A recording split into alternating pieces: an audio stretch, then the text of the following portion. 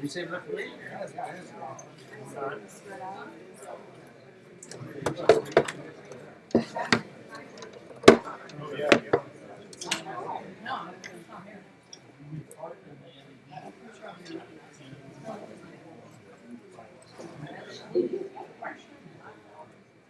Back natural. Julie wants pictures. Oh boy.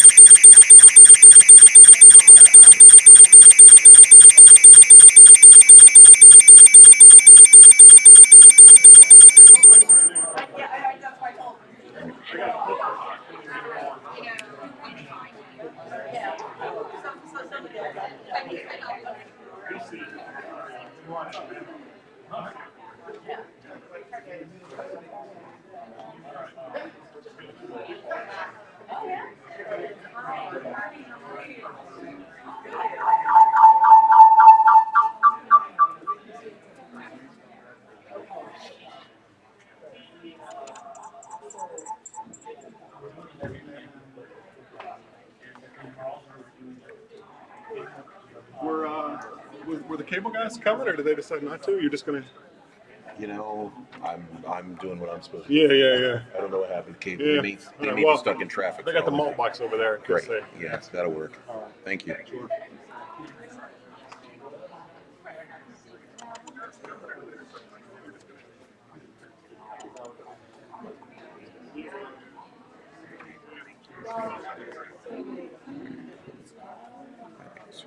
There.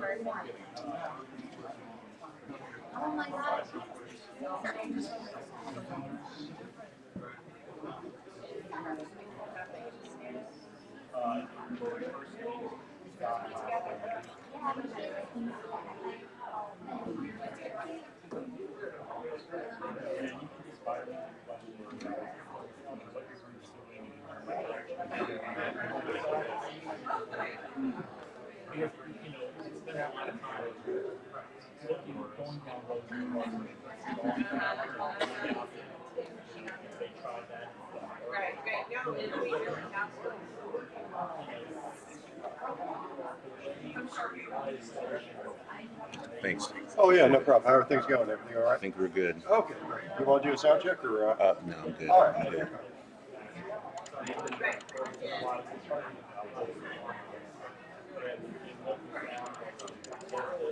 Check 1 2 testing 1 2.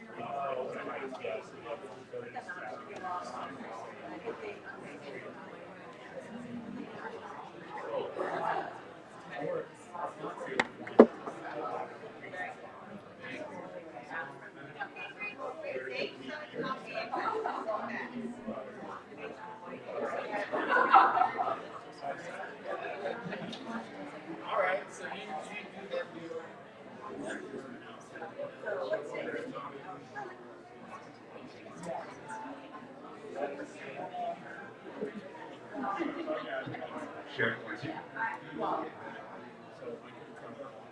Check 1 2.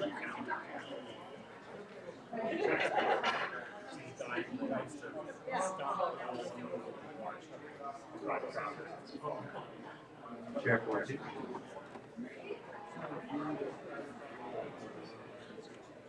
Check 1 2.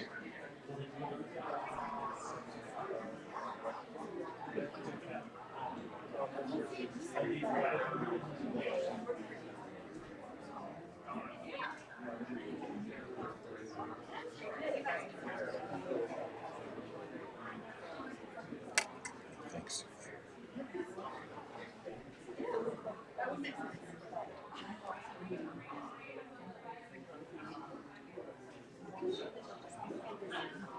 Check 1 2. Check 1 2.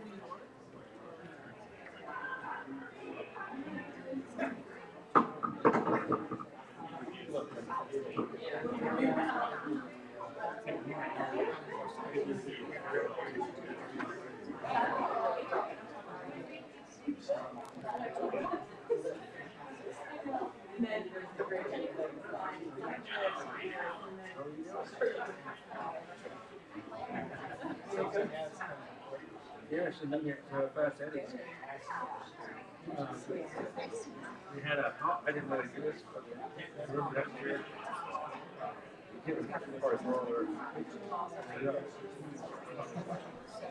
Amazing.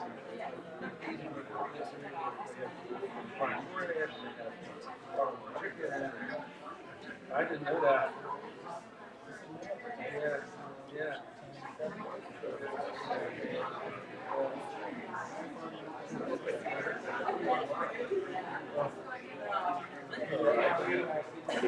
Sorry about the whole.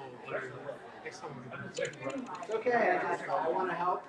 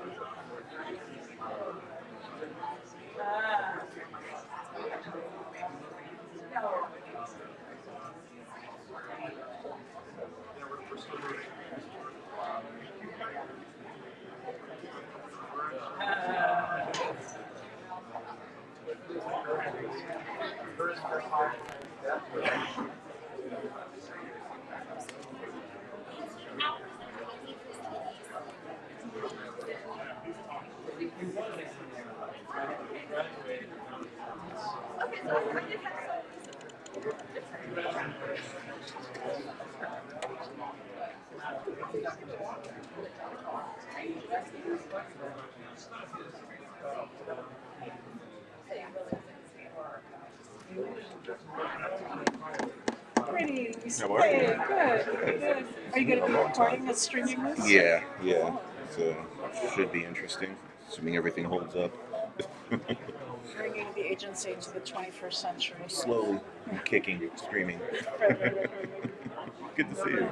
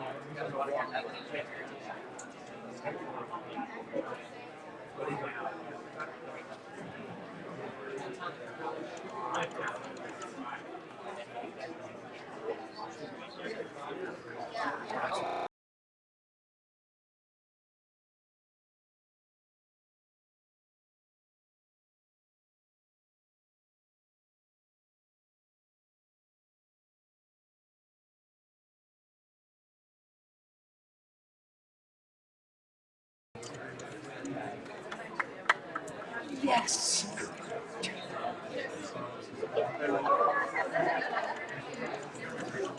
I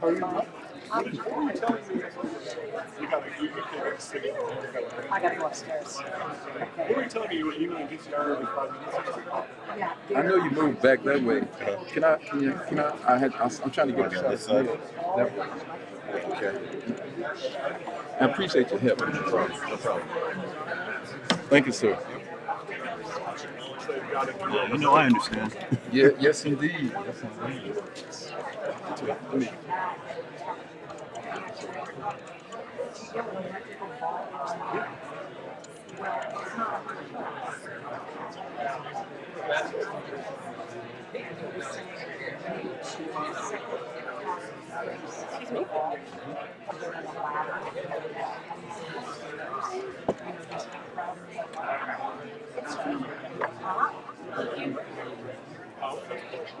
Oh, okay. I was hanging this up and walk around with your Multitasking.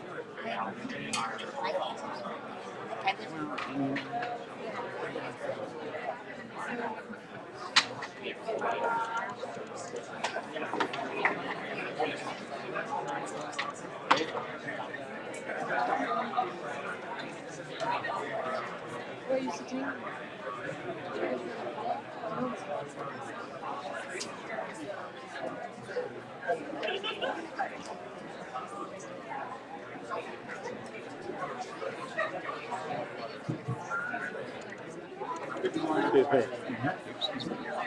No, please, Oh, come thank you. forward. Thank you. Thank you. Hey, stranger, I know you. I know that green shirt on. Yeah, the one I got. Yeah.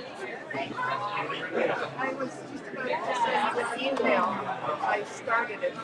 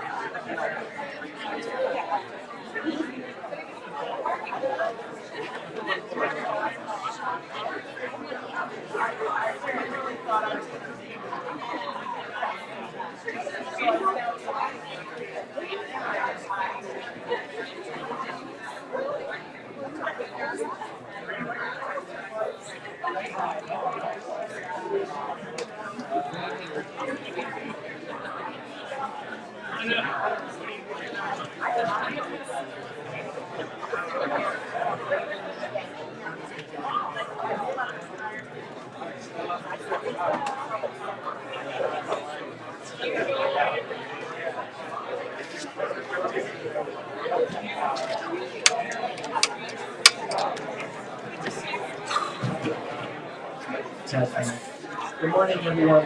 If everyone can grab a seat, grab some coffee, we're going to get started in a couple of minutes. Thank you.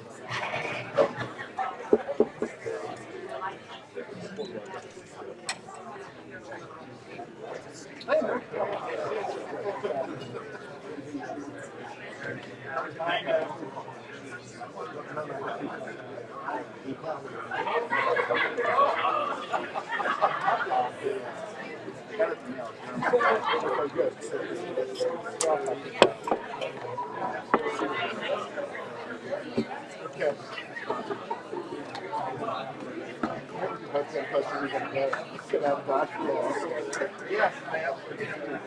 Good. Thank you. You look good. We have any casts on. Everything's all good.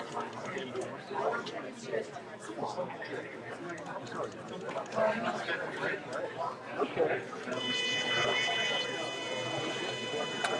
But I just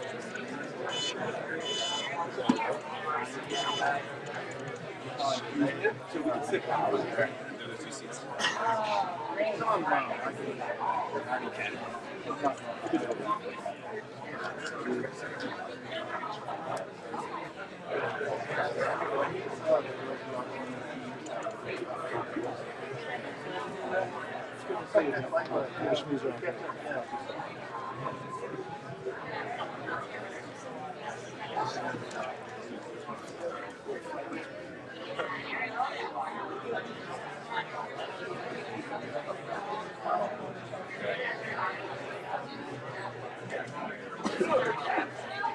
Hey, Tommy, how are you? All right, you got all your cool stuff with you. Yep.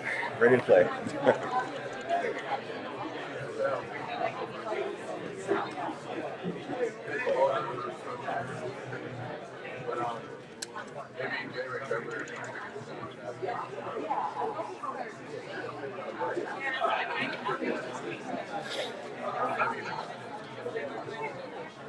Hey, how are you?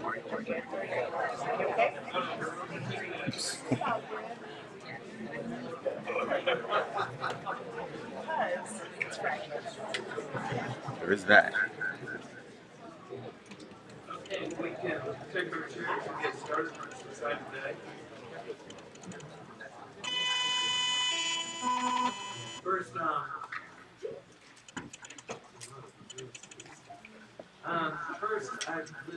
want to thank American University. American University is a leader in the nation of how you have a university in an urban area, and yet not have all the problems that you can often have in urban areas around creating heat islands, not managing stormwater. American University really is a model. We've got 6 universities in the District of Columbia. We certainly have federal and local campuses. And I really see American University as kind of the laboratory for how you can manage, maintain, transform property to where it's not just how do you mitigate how you build, but how do you actually restore? How do you create spaces that contribute, not just mitigate what the impact is of building? So that's why it was so important for us to have today's conference, our summit, here at American University. We'll hear from him a little bit later, but I want to thank Dr. Kerwin, the president of American University. If you'll raise your hand. There you go. Of course, Jennifer. Thank you very much. You and your team are a leader for the rest of not just our city, but our country. I'm also joined by my friend, Councilmember Charles Allen, who we'll also hear from in a little while. Charles, there you are. My synapses don't fire until 11. It'll work. Welcome, Charles, and thank you for being a part of this today. And then my good friend, who's my partner in the Department of Transportation, who's here, Leif Dornsjoe. Leif, thank you for joining us and helping co-sponsor this event. So with that, thank you to everybody for being here. When I attended the Case of Trees conference this summer, it said I thought that trees were magical, and I wasn't kidding. That trees are one of the district's greatest assets, both for their individual beauty and for the benefits they provide to our environment and communities. There's always a new story coming out. People that live around trees have better mental health. More trees in the neighborhood, lower crime. All these different benefits related to trees. So today you'll hear about the district's Sustainable DC Plan and our goal to achieve a 40% healthy tree canopy by 2032. And we might be able to do better than that.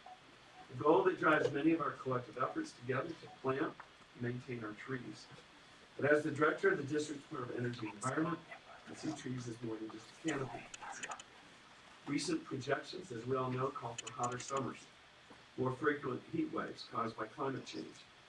And because 43% of our landscape is impervious surface, we already have up to 10 degrees warmer than the surrounding areas in the district. Trees can help keep our city cool. And when I see the maps of the district's heat islands, asthma rates, median incomes, and disparities that exist across the district, I think about how trees can be part of the solution. After attending last week's climate summit in Paris, the urgency of the need to reduce our greenhouse gas emissions is acute. Cities will continue to be at the forefront of implementing innovative solutions to address our global warming. And today's summit is a small but tangible example of cities that take action. 50% of the world's population live in cities. 70% of greenhouse gases come from cities. To ensure the trees remain a priority at DOEE, I would announce we are currently recruiting the department's first full-time tree coordinator. So for any of our students and others that are here today, that is, I think, a great opportunity. So if you're interested, get more details at our new online Green Jobs portal, doee.dc.gov/green pathways.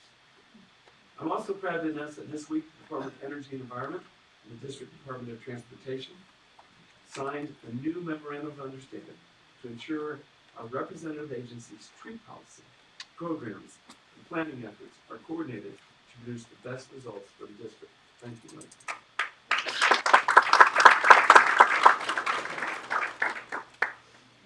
So today's event will focus on how we can learn from each other and how we can make it easier for our residents and our businesses from all walks of life to understand the benefits of trees.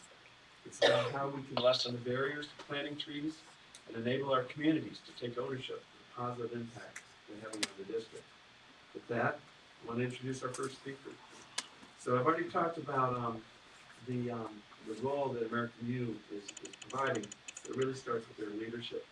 Dr. Kerwin and his wife have made this a high priority that we are a university that he'll tell a little bit more about what it means that's designated as an arboretum. And this, again, doesn't just have an impact on the area that they're in, but I think provides leadership to the rest of us in the city. Dr. Kerwin, thank you.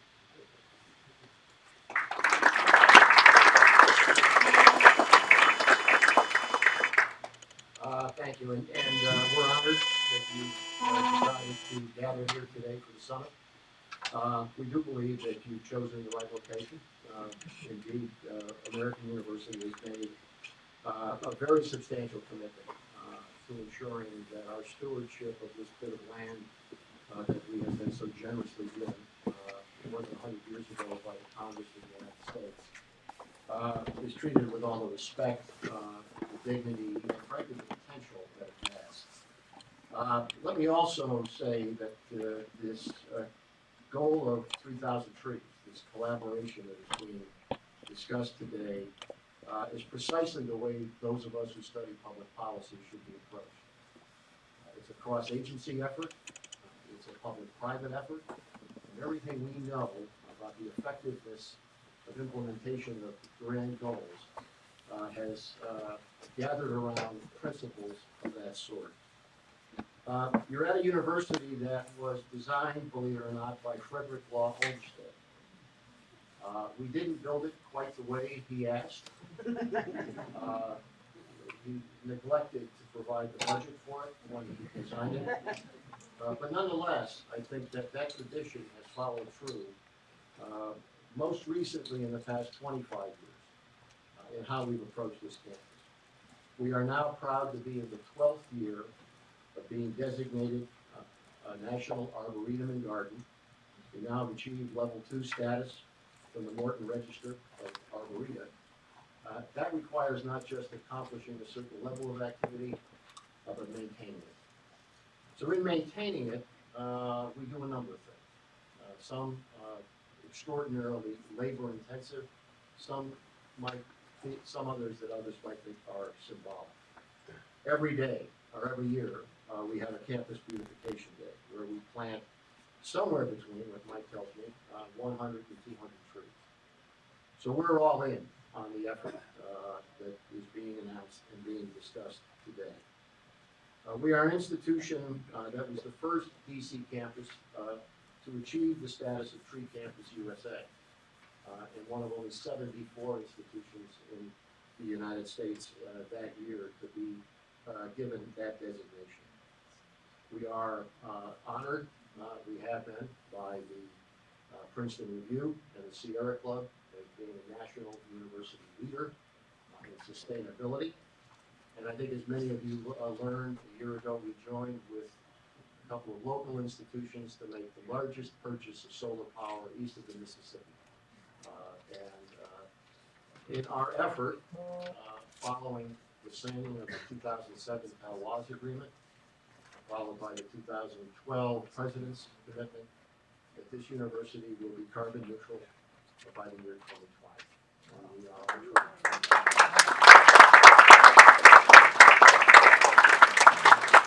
To accomplish that, the great thing about this job is that you get to take credit for work that you really don't do yourself.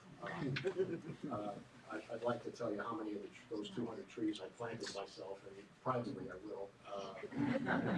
But the fact is that the effort to maintain this campus the way that Tommy just described is led by a number of colleagues who I want to acknowledge. You'll hear from a number of them a little later today, but their work is really absolutely central to this effort. It starts with Vin Harkins, Assistant Vice President for Facilities, Tony Hollinger, who works with Vin, Mark Feist, Mark Stroda, Paul Davis, Stephanie DiStefano, and not here today, Greg Wright and Jessica Bell, who work day in and day out to keep our commitment to keeping this campus a model for what universities in urban areas can accomplish. So let me wish you the absolute best on a day to learn about how to keep a commitment and to reach a goal that I think is a model not just for Washington, D.C., but if every city in the United States approached the work that you're approaching the work today, the United States will continue to be a leader in ensuring that we can maintain a planet that our children and grandchildren can enjoy. Thank you.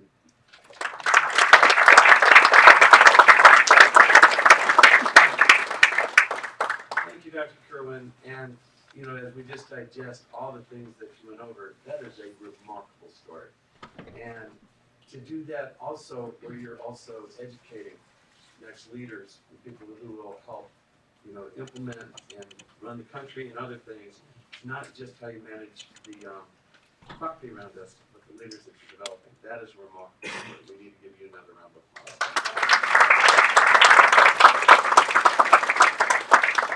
Next, I want to introduce a friend who I had an opportunity to work with for a number of years. And usually at any event like this, the director of an agency comes up and introduces the council member, and it's all pro forma. But since you paid the price of your ticket to come here, I thought I'd tell you a little bit more. I got to know this particular council member over at least an 8-year period, and I'll tell you a little bit more about him than what you'll see in his bio on the Wikipedia. So Charles Allen is not here just for political reasons. He cares deeply about the environment and these issues. Charles is one of the youngest Eagle Scouts ever in his community, and the number of badges that he would have to get in order to show his environmental bona fides was impressive. And so his education and caring and stewardship started at a young age. I can remember going to Charles's house. I can't remember why I was behind the house, in this little row house in the alley behind it, and he was growing corn. This is someone who really thinks about the urban environment in a way that not everybody else does. Charles also, when I was a council member, brought the idea of trail rangers to me. That he had been in Denver and saw how you can get young people involved in helping to be a part of natural assets and helping support natural assets. And so there's a number of other things that I take full credit for that help make me seem to be a great environmentalist in the city. But so much of that was with Charles's thoughtful leadership, and he has continued that with an amazing, wonderful, thoughtful tree bill that I'm not sure if he's going to talk about today, but this is something that is part of his lifelong leadership and stewardship. Charles, thank you for joining us today.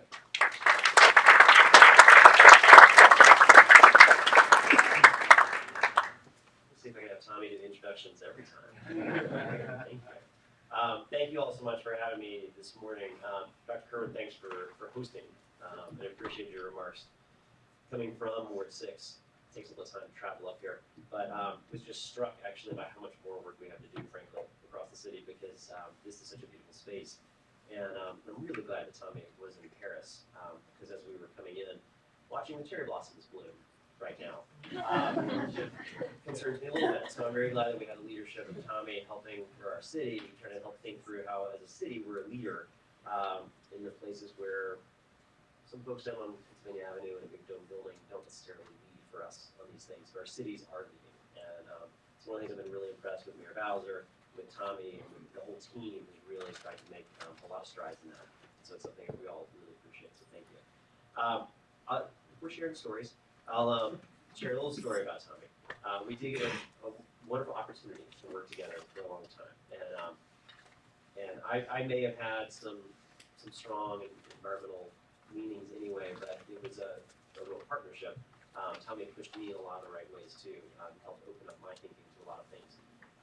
But one of the things that I don't actually have this on my phone, but when Tommy said trees are cool, he really does mean that. He downloaded an app on his phone one time, and it allowed him to take pictures of a leaf, and it would identify the tree. I don't know if it was crowdsourcing or not, but he would constantly go around testing the accuracy of the app, because he actually knew the species better than the app itself, and he would take pictures. But trees are cool to Tommy, absolutely. So again, I'm very glad to be here, and one of the things I'm certain you're going to hear today many times, a robust urban canopy just improves our quality of life. I'm fairly certain that in this room, I do not need to convince anybody that a healthy canopy cleans our air, controls stormwater runoff, lowers energy costs, provides shade, and just beautifies our city, creates a greater space for all of us. The district does have impressive tree cover, but currently we're well below the 50% peak that we saw in the 1950s. And in particular, my good friends at Casey Trees like to needle me about Ward 6 and the work that we still had to do. And we do have a little work to do. Powerful storms sometimes will have a devastating impact on tree loss. And the canopies also decline, of course, as development is taking place. And we're a period in our city where we're also seeing a lot of development. Ward 6 in particular is not foreign to that idea of what we're seeing take place. And we're seeing a lot of trees, especially those large, beautiful old trees that were lost during those type of development projects. So earlier this year, and I appreciated Tommy mentioning it, I did introduce the Tree Canopy Protection Amendment Act of 2015, which includes a number of actions designed to help improve and sustain and grow our tree canopy. Specifically, the bill looks to protect our older, larger trees, reducing the size limit of special trees and increasing the fee for their removal. So if the tree is large enough that special equipment is necessary to remove it, we need to make sure removal isn't done in a cavalier manner. Higher fees and penalties provide a disincentive for unnecessary removals. One of the things we learned in the hearing, which I think had been urban myth up until that point, was how we came up with the circumference of what was a special tree. It turns out it's just as literally tree hugging. Jim Doherty, it's his wingspan. And so we decided that this was something to take a look at and see how it changes. Everybody who knows Jim. The bill also sets a floor for fees, but also gives the mayor the ability to increase fees by regulation instead of going through the whole legislative process again. As much as I love the sausage making, sometimes it's a good idea to let the mayor be able to have some flexibility. It allows those fees to be adjusted a little bit more easily. The bill also expands the use of the existing tree fund, where these removal fees go, and allows the fund to be used to plant trees beyond the public space and onto district-owned properties such as parks and schools and other spaces. The bill amends the Urban Forestry Administration's duties to give DDOT the responsibility to plant and maintain trees on all district property, which will ensure that we plant more trees in more public spaces. And finally, the bill mandates survival checks of replacement trees to ensure successful canopy replacement and help inform future planting decisions. I do believe this bill will provide DDOT with additional authority necessary to expand its restoration efforts of this essential element within our urban landscape. And I don't think she's here, but I do expect that my friend, Councilmember Mary Shea, will move the bill out of the committee early in the new year. We'll have a reading in 2016, and I think that'll be part of how we help reach our 2032 tree canopy goal of 40%. And I want to also make sure I give a special thanks to Casey Trees and the advocates that have really helped shape that bill and help give us a really thoughtful input back as well as to how we move that forward. I also want to make sure we give credit where it's due. DDOT's Urban Forestry Administration works very diligently towards this 2032 goal, planting more than 7,000 trees annually. As well, the Department of Energy and the Environment, which still getting used to, is DDOT's partner in this effort through a shade tree planting program and efforts with our partner Casey Trees. Another 4,000 or so trees are added each year, so that's 11,000 to 12,000 trees every single year through those two efforts, which is phenomenal. And a commitment of our district agencies and our partners make events like today's Tree Summit possible, but even more importantly, to make them meaningful so that we actually have really concrete outcomes. So I expect fresh ideas and strategies to come out of today's discussion. Continue to be a partner with each of you moving forward. I look forward to being able to listen to myself for a little bit today and find out what other ideas and other initiatives that you want us to carry forward, both working with the district leadership as well as on the council. So thank you all very much, and I appreciate having me here today. Thank you.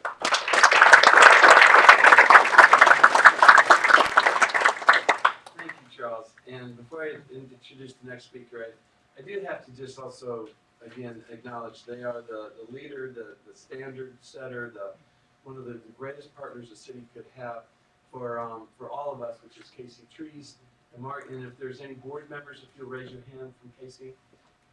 Thank you.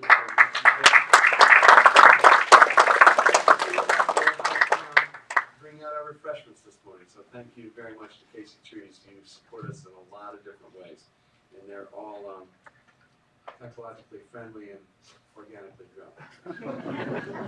So our next speaker that we're going to hear from is a very good friend who I've gotten to know, who runs really the most important department in the city in relationship to trees, especially in the public realm. And there historically have been some confusion or friction between the Department of Energy and Environment and Department of Transportation. And since we had an opportunity for a fresh start, I met with Mr. Dorns Joe, and we met at Ted's Bulletin on the Hill, and we talked about this, and he said, no, look, we really will be a good partner. And Tommy, I really care about trees. And I said, but do you really care about trees? You got to move cars through here. You got to get a streetcar running eventually. You know, I mean, trees really are a priority. He said, Tommy, my first name is Leif.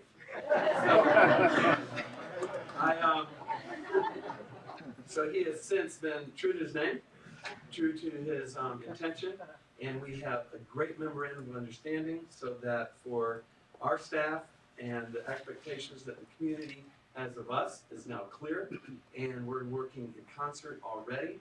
And, you know, already DDOT and other agencies and folks involved are planting between 8,000 and 11,000 trees a year. This extra 3,000 is where the partnerships come in, and trying to get to 15,000 a year so that we get our tree canopy at 40% or more before 2032. But I have to acknowledge the trees that are already going in, the work that DDOT is doing, and again, the new leadership. Leif, nice to see you, and thank you for coming.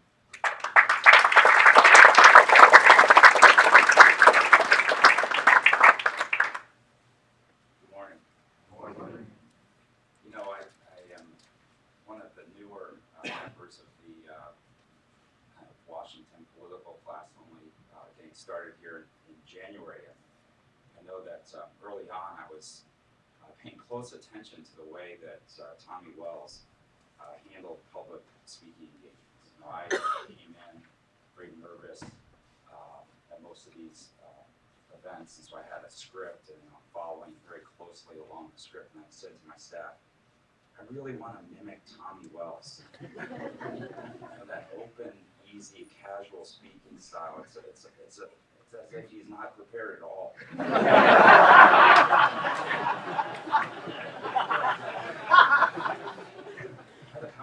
How can I capture that? So instead of actually preparing remarks, now they just kind of give me guidance about the atmospherics that I should try to create. So I've gone the other way here. So it just says, warm up crowd with playful icebreaker, suggested topic, Director Wells' recent trip to Paris. So it's quite interesting.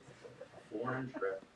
He comes back, now he's hosting summits. We've got the flags, the seal, the tree treaty has been achieved between DDOT and DOE. I'm a little surprised we don't have crusty baguettes.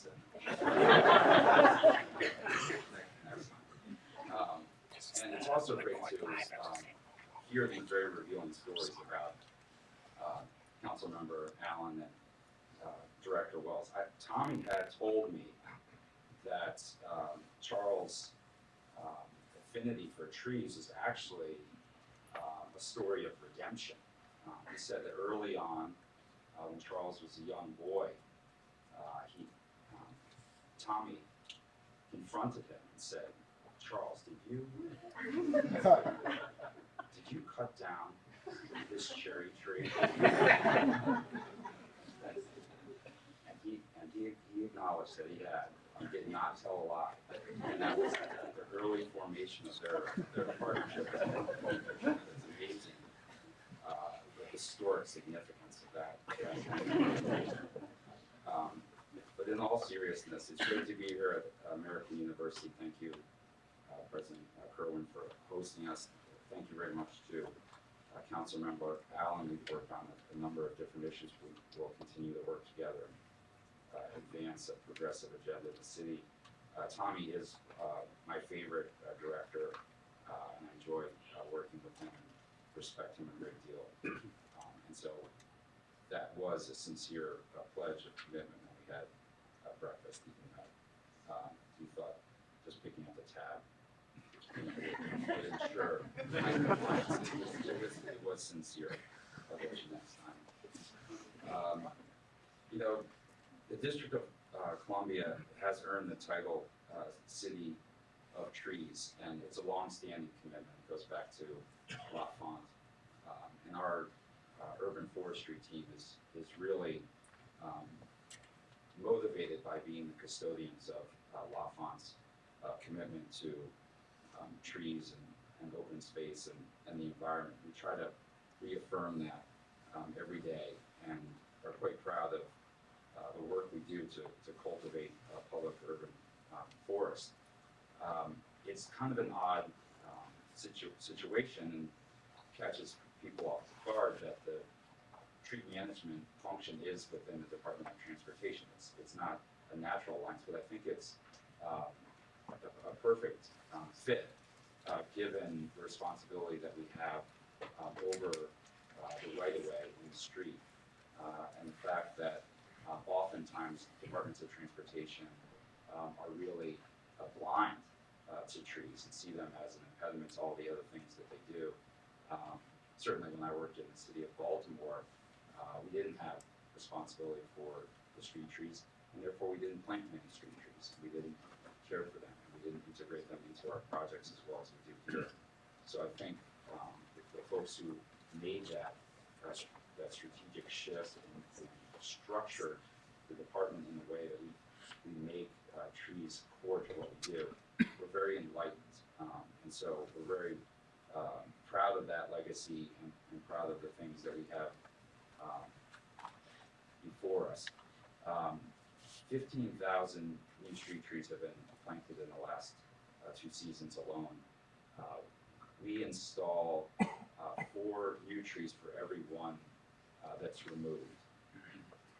So we're really doing a great job when it comes to the trees that can be stocked along the right-of-way. We're about 90%.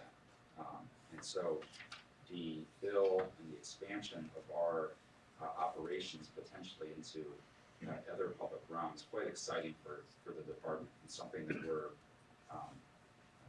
completely committed to, and look forward to how we can push the tree canopy numbers from 37% to the goal of 40%.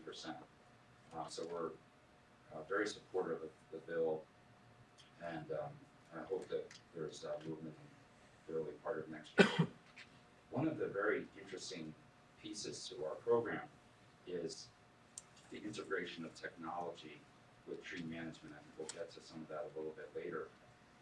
One of the examples is how the team uses technology and GIS layering to literally recreate the tree canopy in the effort to take enforcement actions and compliance actions against unlawful removal of trees. So it's kind of like a CSI, trees episode when these guys get started, and we've had some very successful enforcement actions, and it shows that this isn't kind of sneaky part of the Department of Transportation. It's a very cutting edge effort on our part, and something that we're constantly trying to innovate and find new ways of doing things. So I'm very, very proud to be here today. We did sign the tree treaty with Tommy, and that's something that does clearly define the tree management policies, principles, areas of responsibility. I think that clarification will help with the day-to-day management of trees, but also will set the stage for Tommy in his great diplomatic way to bring in more stakeholders to essentially broaden the footprint that we have in terms of our realm of responsibility, so that we can do more and more with each and every year. So with that, I'm just going to close by thanking everyone for participating. I hope you do stay throughout the course of the day. I intend to be here from beginning to end, and we'll really welcome conversations, but also the learning experience of all getting together and sharing our insights and talents and experiences. So thank you very much.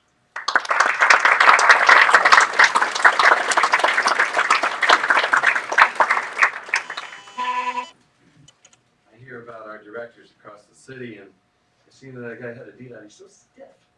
He doesn't have a sense of humor. Well, he does. So next, we're going to hear our first presentation this morning, and I'd like to ask Mark Feist and Mike join us up here from American University. And they're going to talk to us a little bit about how AU became the annual recipient of the True Campus USA designation, and to give us an overview of the remarkable sustainability initiatives you've been hearing about from their expert position. You want to join us at the table up here? We go. Okay. Very good.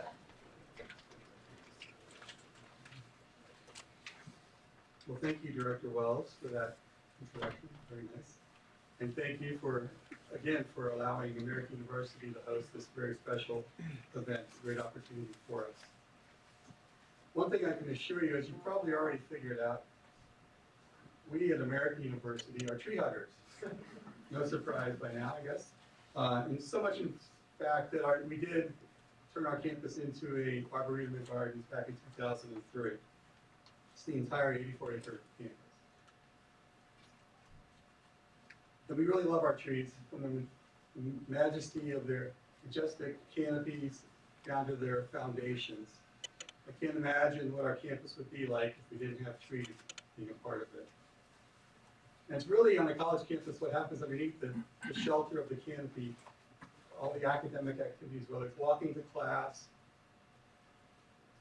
studying, making a new friend, or visiting the campus. Certainly, the university is very important to impress prospective students and families when they come to campus.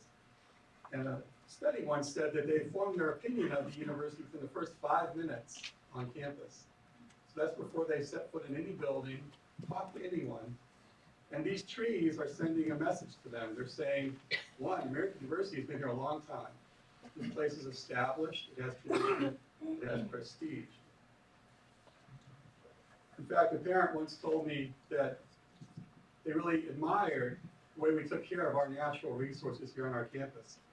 And that gave them great confidence, he said, that we could also take care of his most important resource, his daughter, that he was going to entrust with us for 4 years. So that's a great message, very strong and powerful message to send out. It's also, it's about the trees today, but it's also on our campus about the gardens and what happens underneath the trees. So we have layers of plantings with shrubs, perennials, ornamental grasses, and things that make a very sophisticated and layered total garden. As Dr. Kern mentioned earlier, I think some of the accolades that have recently happened, we've been ranked as one of the 50 most beautiful campus arboretums in the country. And also one of the top #4 most beautiful urban campuses in the country. But it's not all about being beautiful, it's also about being sustainable, being green, and teaching those values to our students. Here you can see the Sierra Club ranked as #2 as the greenest college, and the Princeton Review has us in the top 10. But it hasn't always been this way here at AU. This image goes back to the early 1900s, our first building, Hearst Hall. You can notice the neoclassical architectural style built of solid limestone. And I'm really glad to see that they did plant a few trees in front of the building.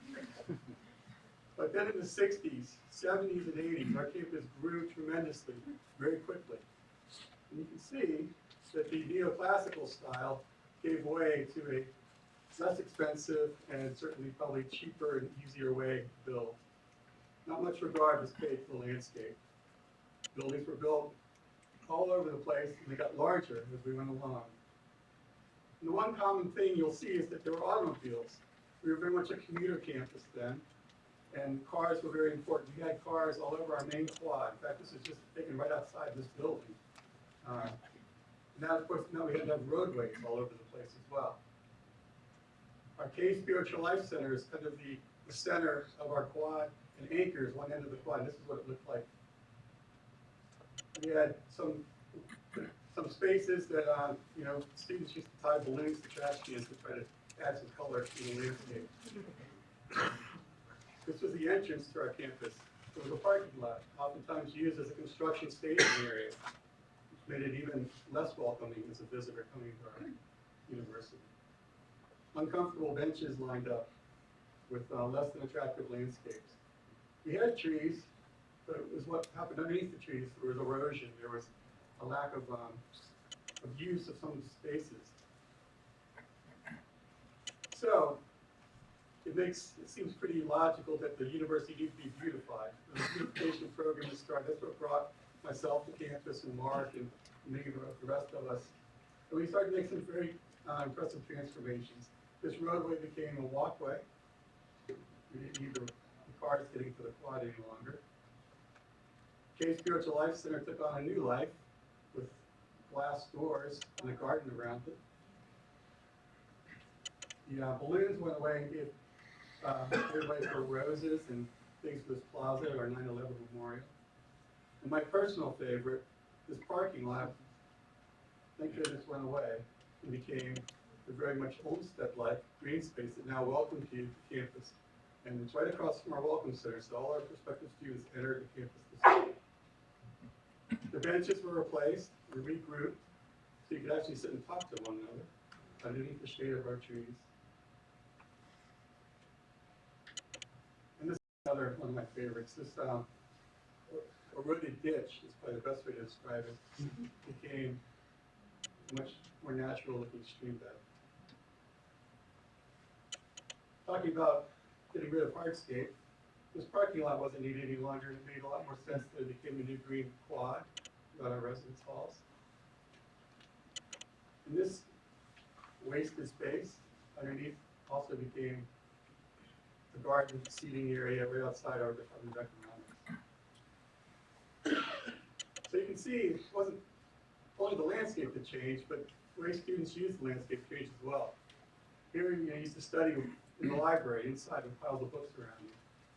Now through the wonders of technology, we can study outside and underneath our tree canopy.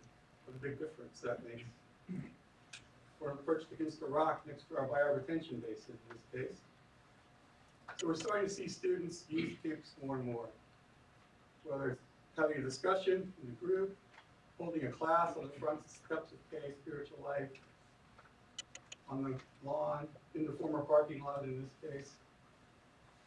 It's a great place to take a rest, to be by yourself, get away from it all, or to be in the middle of everything as well.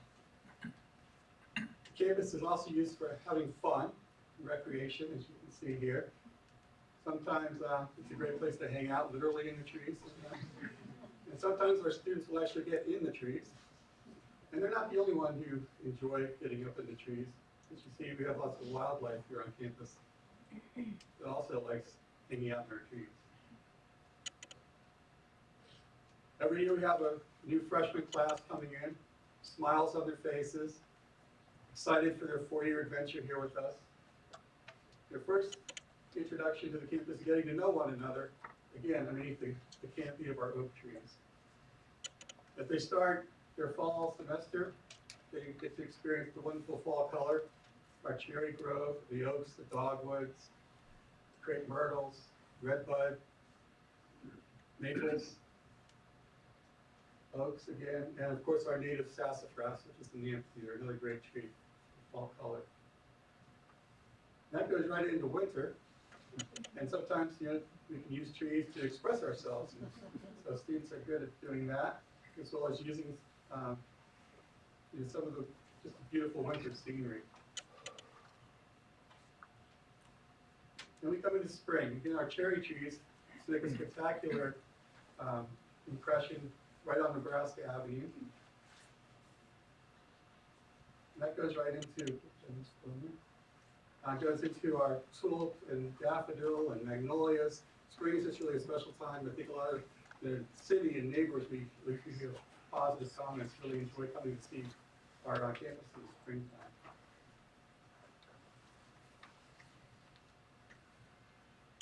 My daughters tell me this is taking a selfie, is the name, when you take a picture of yourself. And undoubtedly it will go on social media and probably be broadcast around the globe. And we'll have our cherry trees as the backdrop, so that's a nice thing. Graduation time comes, and I find to really make memories and in using our cherry trees this time in the summer, or in May, I guess. And then it is time for graduation, and that's a great time to celebrate. out in the Arboretum. We also give a lot of tours. If you remember the movie Field of Dreams, Build It and They Will Come, that really is the case here. We have groups of neighbors that come, as well as, this is actually a group of parents on the tour looking at the rain garden.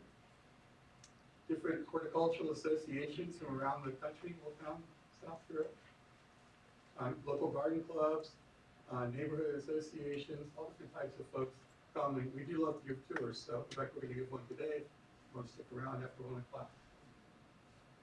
Sometimes the trees actually come into the classroom and become part of the academic learning experience. In this case, environmental studies class was doing research projects. This was their final project about stormwater management, water quality, biodiversity measuring, things like that. Sometimes students step a little bit out of their element and do something that might be a little scary at first, and join our beekeeping society. We also have a number of green roofs. In fact, we've just added 4 new green roofs in the last, let's say, 3 or 4 months. We have a total of 14 green roofs on campus.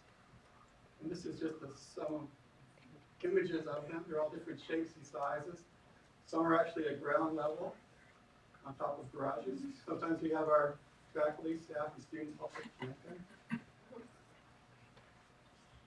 This one is actually right outside this building on Nebraska Avenue over top of the garage where many of you probably parked today.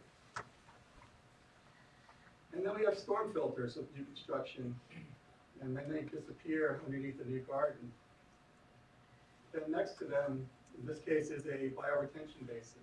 You can see it under construction, and here it is planted. It's a great place to sit on that rock right next to the bioretention and study outside. So more these images of rain gardens, all different shapes and sizes. And I'm going to turn this over here just a second to Mark Feist, but first I would like to thank, Dr. Curran has left, but it's really through the support of the university administration that we're able to do this. So certainly that's a big thing. Ben Harkins, who was acknowledged earlier, Tony Hollinger, who's here, and also I'd like to recognize Stephanie Stefano. Stephanie actually just graduated from AU on Wednesday. She's right over here. Stephanie is a ISA certified arborist and horticulturist. Also, Paul Davis, a landscape architect, is here with us, and back in the back outside waving. Okay. And also David Wilson and Michelle Fish, I believe, are maybe back outside too. But it really takes a lot of teamwork to make this happen, and certainly, again, we appreciate you being here. So let me bring Mark up to continue. Thank you.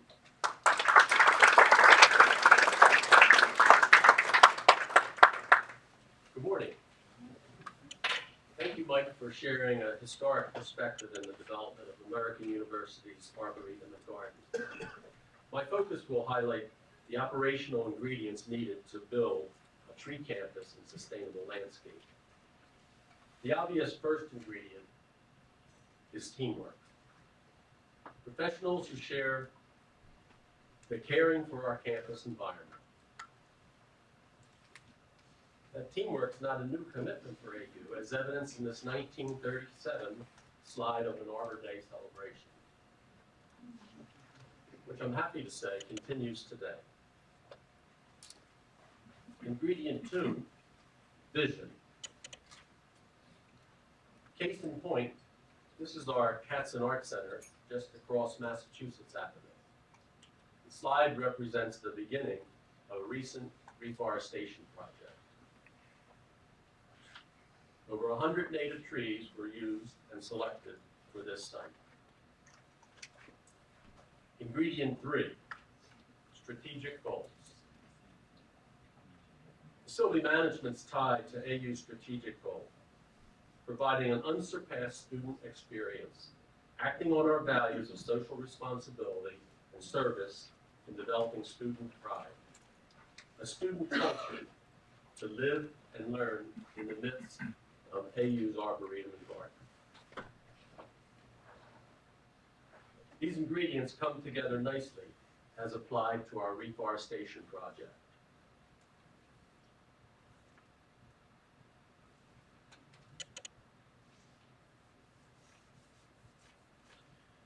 We also learned over the years about partnerships, mentioned earlier, how important they are.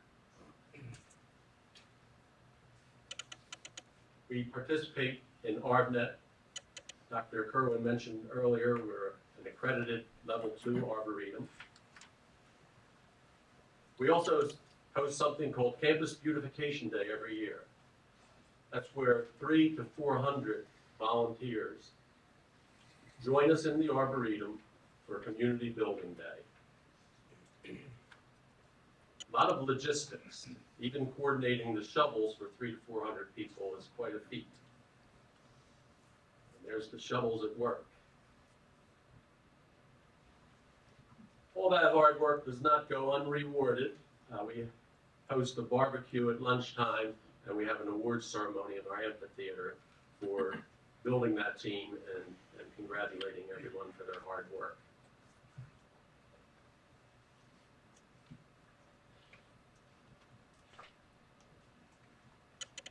We have other partners. Casey Tree. This represents a work day where we planted donated trees. We also invite in local high schools. In this case, it's the Poolsville High School Global Ecology Studies Program. This really was a popular event, so the school provides this on a yearly basis now. We even recruit the youngest of our population on campus from our Child Development Center. Indeed, future tree huggers. Another organization, the Cherry Blossom Festival, donated some flowering cherries to the campus. We also have private donations from the AU community. In this case, a grove of flowering cherries underplanted with perennials. This year we partnered with the Black Student Alliance in coordinating their planting of the Unity Tree. Single donations of specimen trees are also quite popular on campus. Quite an operation bringing in the large equipment, but yet again, it gives us an opportunity to engage the students. One of my favorite slides, this basically is the insurance of canopy at American University, representing a recent scarlet oak just planted under the shade, practically, of our largest, oldest tree on campus, also a scarlet oak. And I think most of you know the scarlet oak is the official tree of Washington, D.C. We also participate, as mentioned earlier, with Tree Campus USA. It was developed by the National Arbor Day Foundation. And last but not least, we partner with the District of Columbia Urban Forestry Office. This slide shows Earl Euster presenting Dr. Kerwin with a 6-year Tree Campus USA Achievement Award.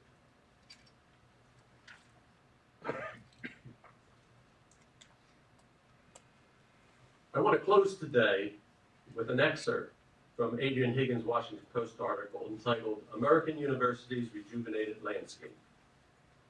Trees are the teachers of the plant kingdom. They teach us the virtues of planning, patience, and the idea that we can improve planet Earth in our lifetime and beyond. In a period of deep concern about the future health of the planet, surrounding students with beautiful trees seems an enlightened step to take. These young men and women may not know the tree by name, but they surely feel the plant's nurturing spirit. To borrow from an Irish proverb, we live in each other's shelter. Thank you.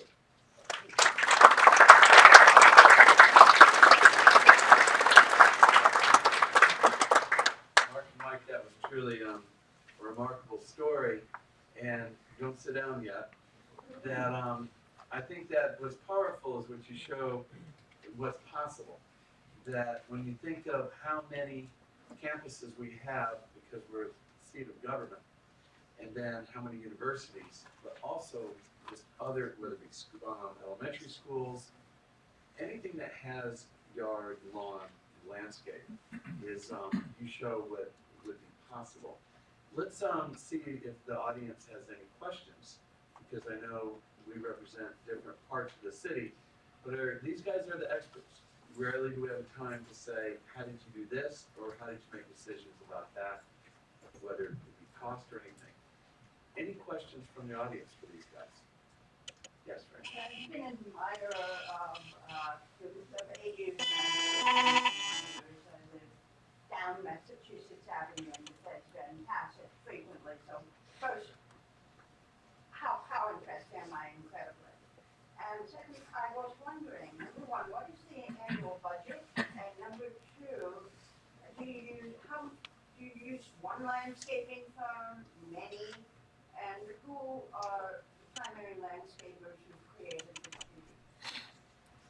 Well, that's a good question. We actually get asked that quite often. And like I guess the first part about the budget, that's probably the most complex. There is no annual budget. That's the way to answer it. Our funding comes through various sources. When we're building a new building, that building will have site work associated with it, so that's one source. Mark mentioned our Campus Beautification Day event every year. That's another source of a funding budget attached to that event. We also get donations to the Arboretum, so that becomes a funding source as well. And we do have some operations money and maintenance money that sometimes will be spent on landscape-related or site work projects. The second part of your question is, I think, who designs and who works. It's really, most of the design is done in-house. We have 2 landscape architects on our staff, as well as a team of horticulturists, as Mark showed in his slide. And but for big projects like what's going on right now up at our Kenley campus and the new law school, we will bring in an outside design firm to help us get those big projects done. And then we also do occasionally bring in local landscape contractors to support our staff as well. Right here. Hi, my name is Spencer Schecht. I'm with the DC Sustainable Energy Utility, but I'm also an AU grad. I'm curious about the nature of your relationships with the other DC campuses, and if there's a sort of knowledge exchange going on between. There is. We really have interface with our colleagues through a number of professional organizations that we belong to. One that I could say, Professional Grounds Management Society, has really involved a lot of universities across the United States, but certainly in this local area. And independent of that, we also, on our own, get together with the board of the local schools that are in this area to interface and exchange ideas. The other organizations, I know a few represented here today, the Landscape ASLA, we have the Tree ISA. So again, it's typically done through the professional organizations in our industry. Hopefully that answers at least part of that. Yeah, actually, I have a follow-up. I'm a landscape architect at Georgetown University, and we do have a bit of an exchange, but I think this is a great opportunity to continue that and to grow that, because I know next to me is somebody from GW, so. That's great. Thank you for saying that. Another question back here. Yep. Sally Parker, I'm with DC Public Schools, and I have a question about donations. And if you get like the grove of trees with the perennials underplanted, that's wonderful. So, but do you sort of work with a partner to get continuing donations to maintain it, or do you fold that into your own inventory? And we try our best when we do get a donation to make sure that donation does cover ongoing maintenance as well for whatever tree or whatever's being donated. And we do try to, we usually work through our development office for a donation like that. So that is very important. Otherwise, when it does get absorbed into our budget, which usually doesn't get any dollars added to it unless we're bringing it in. That's an important question. You said something that really grabbed me here. You said within the first 5 minutes, a family or a parent or student makes a decision, and that what you've seen. Do you have any surprise me. I mean, I can see if somebody walks onto Jewish American versus perhaps a different campus that's less dead and trees, it's going to be a fairly choice. But do you have any preferences? There are some studies. In fact, there's a landscape architecture professor. He's jumped around to a couple of different schools out west that actually is studying things like that, how campuses and how landscapes in particular send messages to prospective students and families and some of what those messages are. There's actually a study done in the 80s, which is still cited oftentimes. It talks really about that. That's where they did a big survey nationwide. They even went so far in Marco like this that the grounds manager is as important as the dean or the provost when it comes to recruiting new students. So we love that. But yeah, it is certainly important. That's APA is another group that did a study. So there's a few out there. Final question? My name is Khalil Kettering with the Nature Conservancy. I'm also an AU alum twice, so I'm proud to see the way our funds are being used. You have some really compelling pictures and stories here. I'm wondering how you do monitoring to show the financial value that trees bring to the university, whether it's ecosystem services, saving on energy costs. How you tell that story so that story can be shared as well.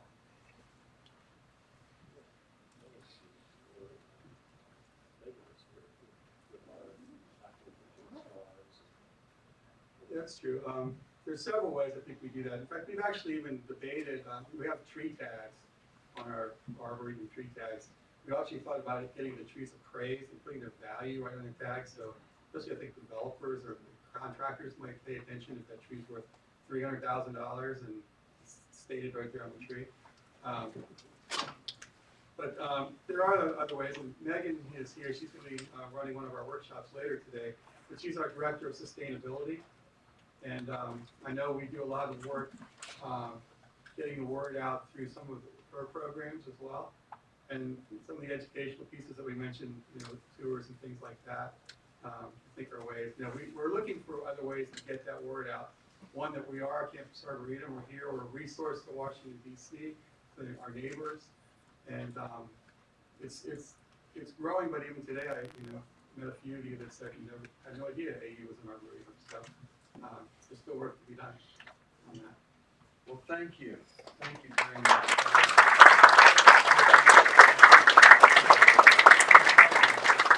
About what's possible. The next person I want to introduce is someone who also is a graduate from American University, the School of Public Affairs. But also, as I've gotten to know this DC resident, how fiercely proud she is of every facet and bit of our city.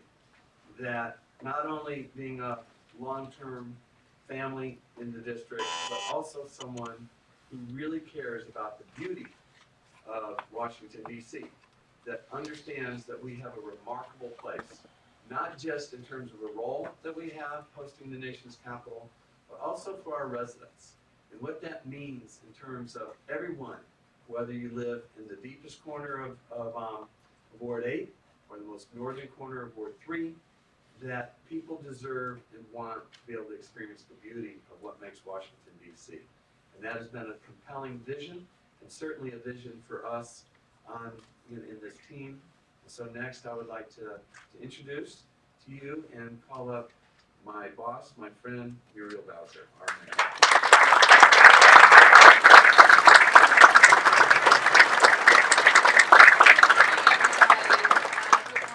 Excited to be here with Tommy Wells, and I like to refer to him now as the global award-winning Tommy Wells. And I am pleased to be here with all of you. And Dr. Kerwin, I want to, of course, thank you for American University's hospitality. And I am always glad to be back on campus. It's been a while since I was here, but the graduate education I received at American University, I call upon often in the work that I have the honor of doing now, being mayor of this beautiful city. I know that Charles Allen was here, and he has also been a fierce advocate on how we protect our environment, and also how we work with trees And our DDOT director, if you haven't gotten a chance to meet him, I do hope that you do. And let me now introduce you to the ride-along mayor. Want to know what a ride-along mayor is? So I realized after about 9 months in office, we recruited all these great people, and we have all this great staff, and I almost got no time to spend with them. We have cabinet meetings, I go on visits, but I didn't have this like sustained time to really pick their brains. So I said, well, they're going to ride along with me for a day. So today we have our director of the Department of Corrections, and hopefully you won't ever have to meet him again. Director Faust from our DOC.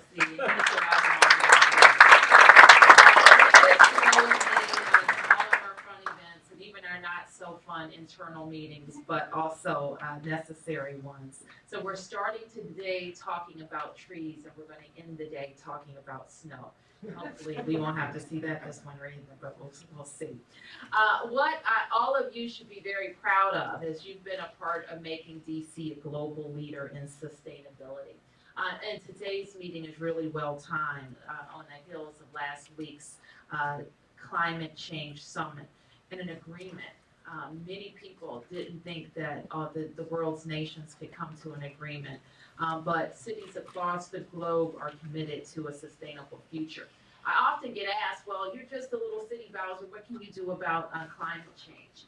And the truth is, as the nation's capital, the capital of America, we must lead and we must show others what we can do. We were one of the first cities to achieve compliance with the International Compact of Mayors. And as I mentioned, we just received the C40 Cities Green Energy Award for a groundbreaking power agreement. And it's no small thing for us to be able to say that we will be able to power DC government buildings with wind and sun and save DC taxpayers $45 million over the next 45 years. So let me congratulate Tommy and all of our folks at DGS for really thinking outside of the box and getting these deals done.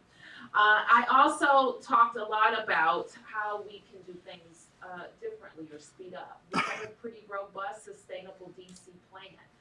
It's definitely one of the things that when I became mayor in January, I said I wanted to accept and see how in other ways that we could speed up or change.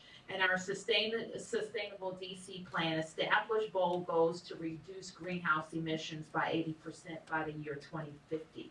I plan to be around till 2050. And so we're going to make sure that all of the generations that follow us can benefit from those achieving those goals. So what role do trees play? We know, of course, that they reduce prevent stormwater from polluting our waterways, cool our sidewalks and roads, filter the air, and they're beautiful. And they provide shade and give our residents an opportunity to come outside and enjoy the surrounding environment. And we're fortunate to live in a green city. I have folks visiting us from across the globe that call on Washington, D.C., and they come to the mayor's office. And one of the things they remark about is how green and really beautiful the city is in all of the different areas where there are parks and trees, and we are certainly grateful for all of our national parks. But we know that if we're not intentional, we will not save or grow our tree canopy. I know all of you have seen the maps of Washington from decades ago and look at the maps of Washington now and know that we have lost too many trees. We are very focused, and Tommy said we have to do more, and we can do more, and this is going to be our commitment. So Canopy 3000, we talked about it yet, Tommy? This is our new initiative to help us get more trees planted across the District of Columbia, an additional 3,000 trees. We pulled together 11 groups to figure out how we can plant 3,000 new trees on private, like American University, in public spaces in 2016, which will help us get to a total of 15,000 trees planted across Washington, D.C. next year. And I want to take a second to recognize all the members of Canopy 3000 who are here. Where are the members of Canopy 3000 who have been working on this project? Please stand and be recognized.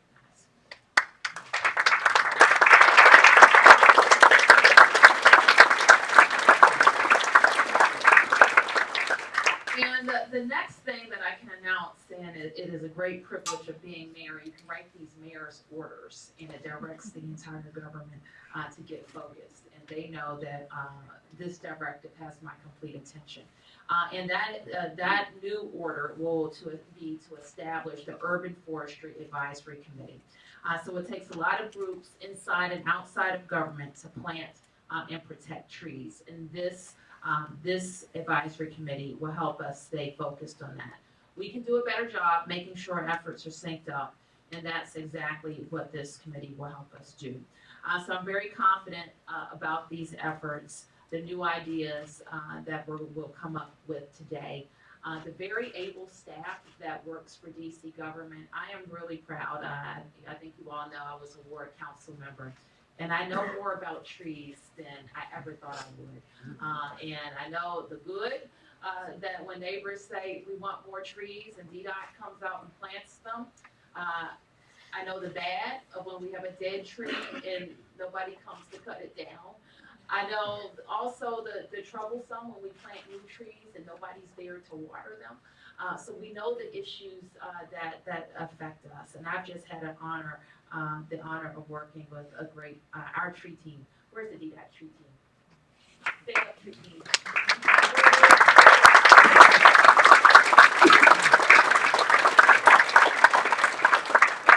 So keep up the great work, and all of those people that just stood up, that means when you see them, I want you to work them really hard. If there's still something else to do, work them harder. And then when we want to be creative about what we can do with trees around the city, I hope that you're sharing that information with Lade and with Tommy, so that we can continue to have a great joint effort in protecting and growing the tree canopy in Washington. Thank you, everybody.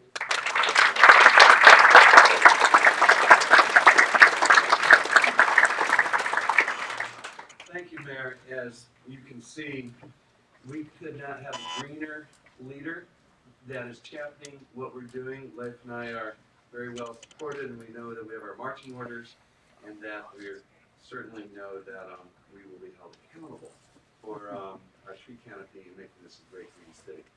Let me also say that the mayor noted when we were council members. I remember when I was a council member, people would often say, gosh, you know, the National Park Service, they're so difficult to deal with. Sure, we could do all this great stuff, but it's the National Park Service. And I have to say that over this past year, that especially in my role of seeing where we work together and we have shared responsibility, that it can be as intimate as the Park Service owning the river bottom and the district owning the water above it. And that's how close we can be. And so, in the wisdom of the National Park Service, they brought in a leader who had worked the district for a while, and a gentleman, Bob Vogel. And I have to say, Bob, that since your leadership, with your fresh approach, and with certainly the direction you've given to your staff, who we interact with on a daily basis, that this is truly a new day. And it has been not only refreshing, but really exciting about what's possible for the city in this new partnership. And when you think about the National Park Service with, you know, whether it be Grand Canyon or Yellowstone, but now they've got to think about a tight urban area, they have really come forward fast. And so, Bob, I'm really excited that you're here, and I want to thank you for your leadership. I know that on behalf of the mayor that we really appreciate that you joining our vision and our bringing our visions together to make this the most amazing city on the planet. Thank you, Bob.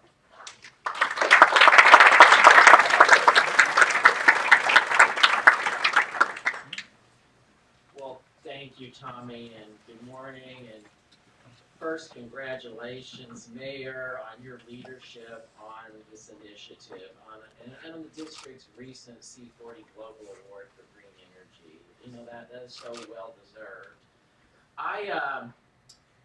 Tommy and I have a good relationship, and he pushes me a lot.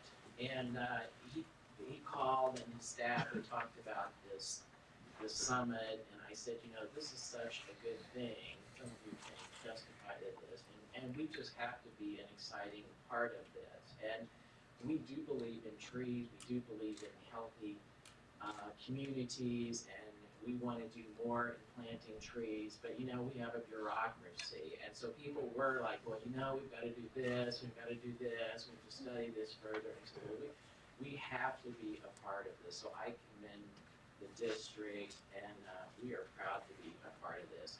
I serve as regional director for the National Park Service, and so we manage over 700 park areas in the district, Maryland, Virginia, and West Virginia. And I hope you probably heard that the National Park Service is turning 100 years old in 2016, in a few weeks. And so in honor of our centennial, I am very pleased to announce the National Park Service will plant 1,000 trees to celebrate 100 years, a leading pledge of support for the Canopy 3000 initiative.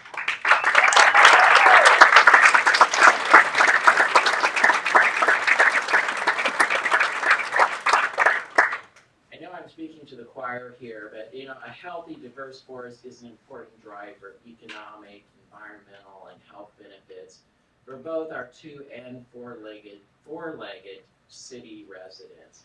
And so this significant step will help us achieve some of our most critical shared goals, such as reducing stormwater runoff, improving our air quality, and, as Tommy's talked about, restoring the Anacostia River corridor, which we are very committed to working with the district on. The Sustainable DC Plan goal to cover 40% of the city with a healthy tree canopy by 2032 is incredible. As the single largest landholder in the district, we recognize the central role the National Park Service must play in helping achieve these goals. And we are fully committed to working in partnership with the district to achieve these important energy, climate, and environmental goals.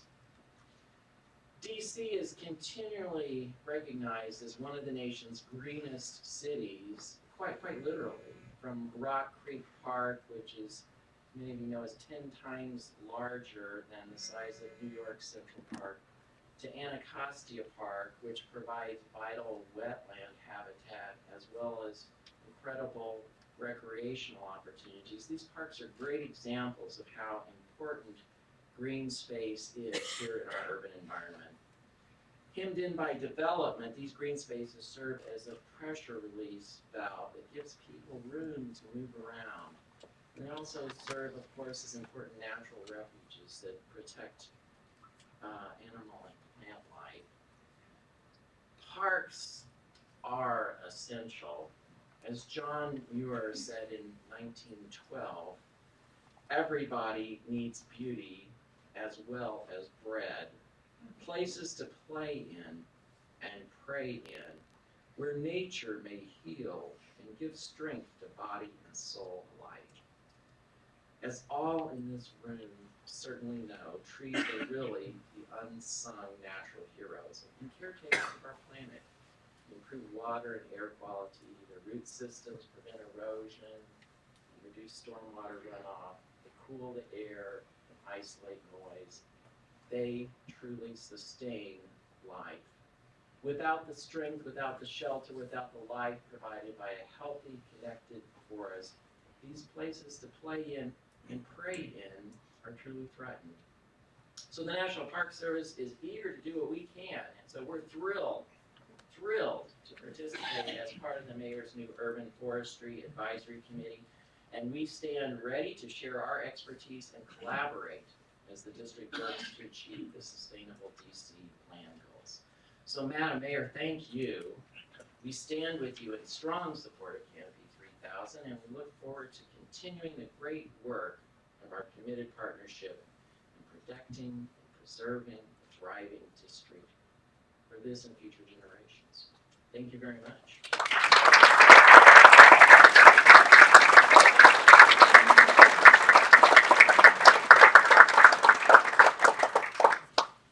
wow, we just got to 1/3 of our goal. I feel like a telethon. So it doesn't have to be matched yet, does it? That is, you know, I told you that Bob has come in with great enthusiasm to be a great partner. That's quite a commitment. Thank you very much.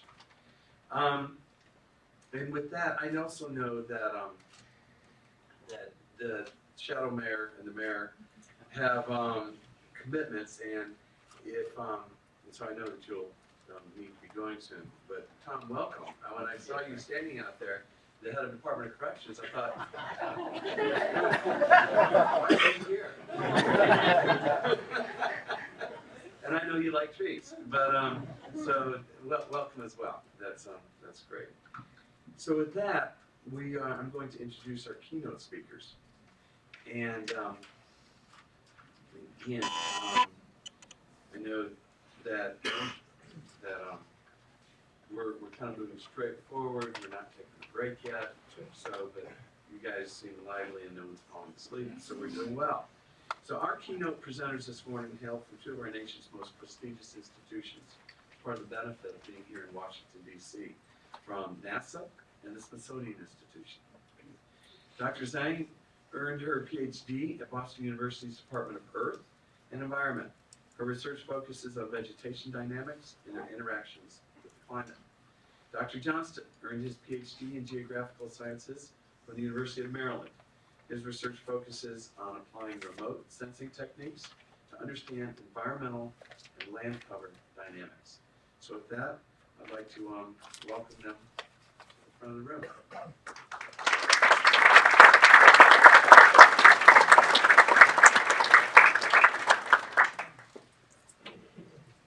You're up first.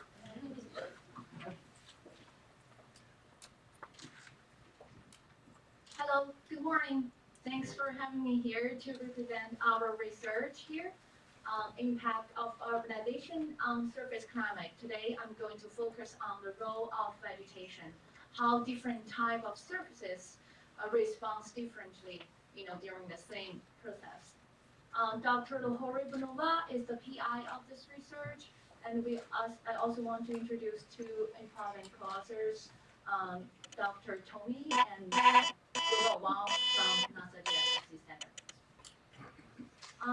During the process of the urbanization, when we're replacing the natural soil and the natural vegetative surface with impervious surface like the road, buildings, the parking lots, we're basically changing the characters of the surfaces. And by doing that, we also change the energy balance, which will generate a warmer or a heat island in urban centers.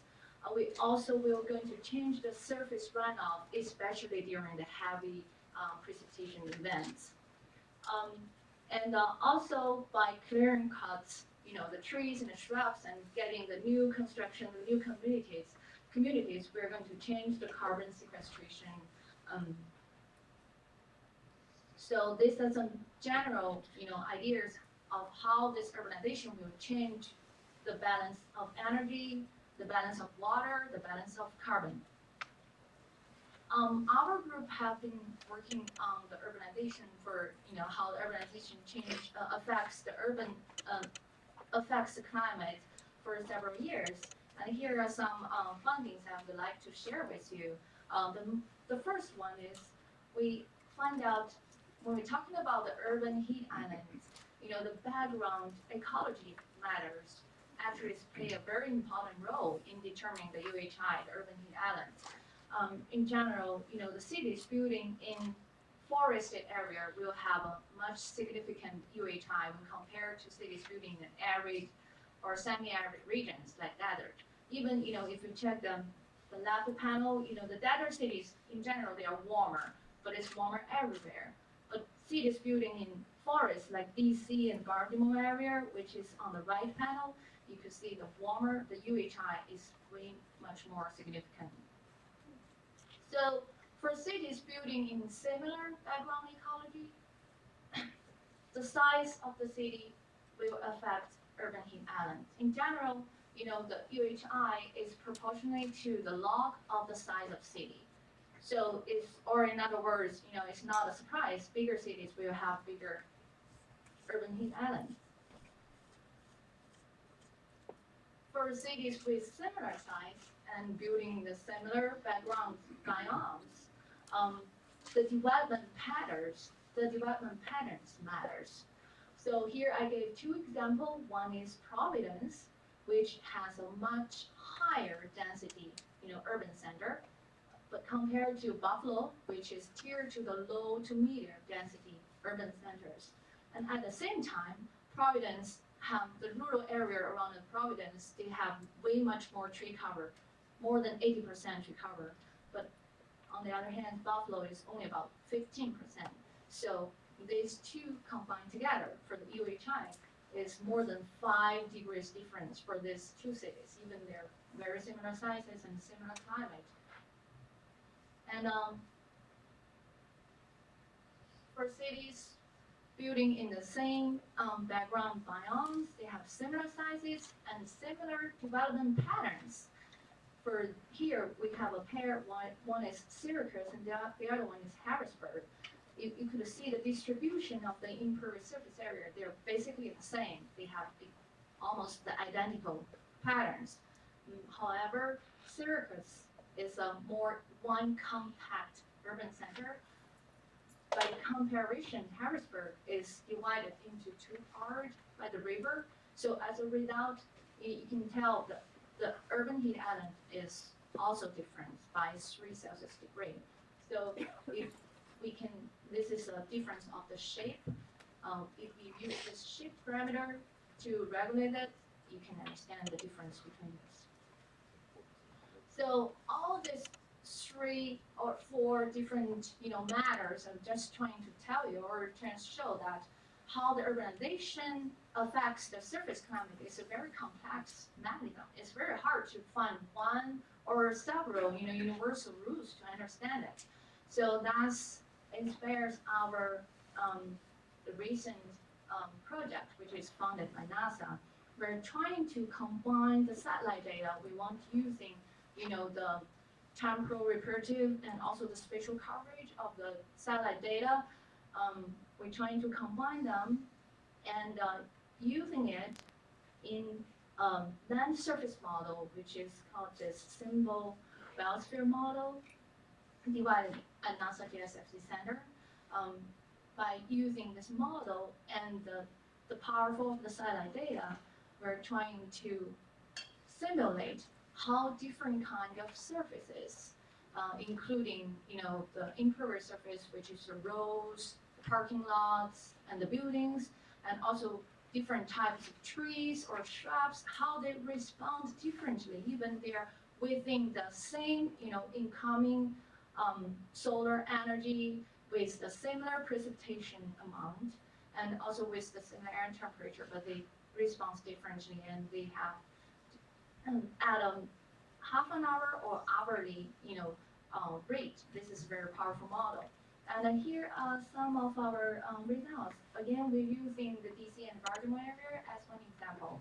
This is the temperature simulations of with the model. If you want focus on the left bottom corner, this is the diurnal temperature cycle for different land cover surfaces we averaged over the summer, June, July, August. The right line is showing the temperature of the impervious surface, like the roads or buildings.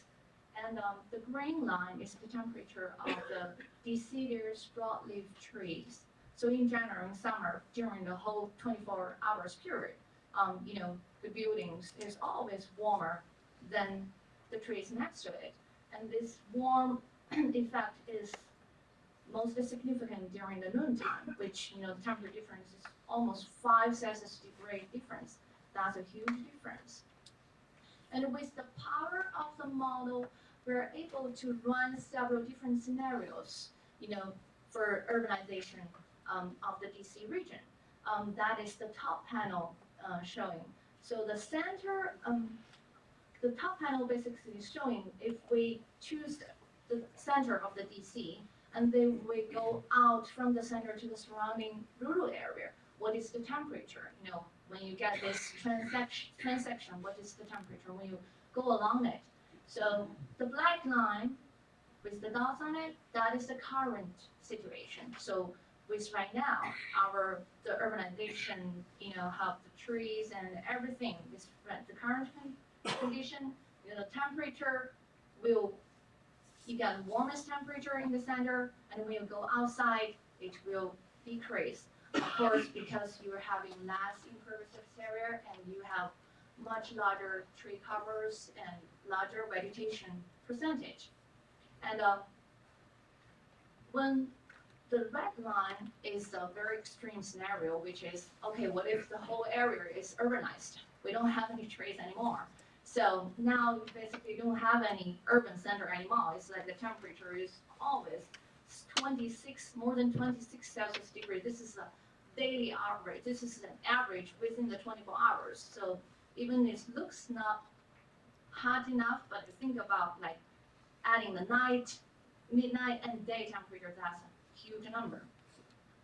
And the green line is another scenario, which is what's the temperature will looks like before the urbanization. So which is, there's no impervious surface. It's just the natural vegetation with current case. Again, you could tell the temperature will be much lower due to the transpiration effects of the vegetation.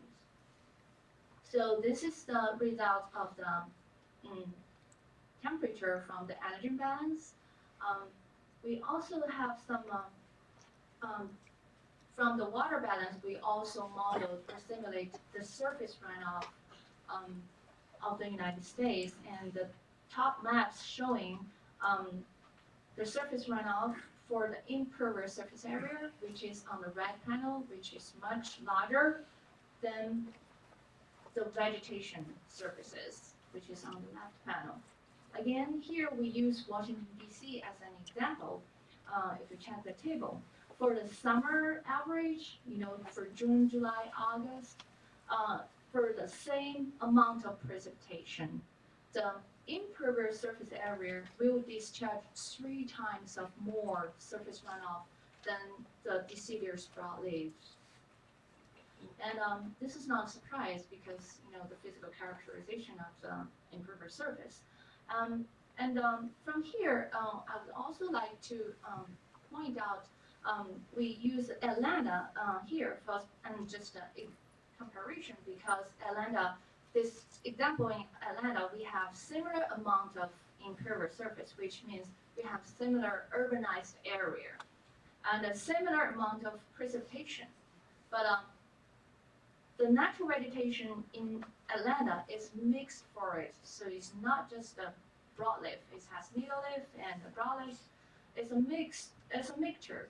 And with this mixture, this will reduce even more surface runoff by another 80%.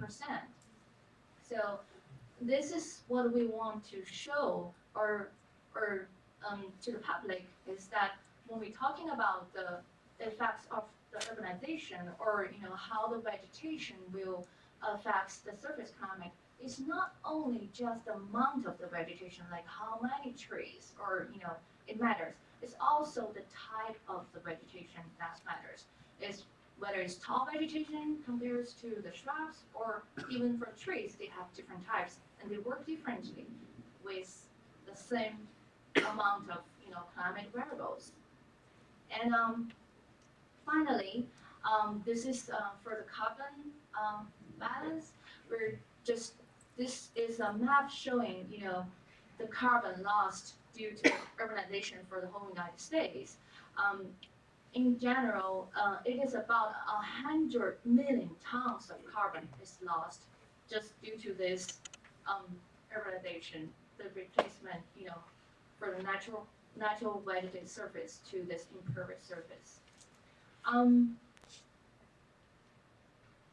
And this is a huge number because you know, this will affect the balance between, you know, of the carbon dioxide between the atmosphere and the surface, and this is also will affect the greenhouse effects.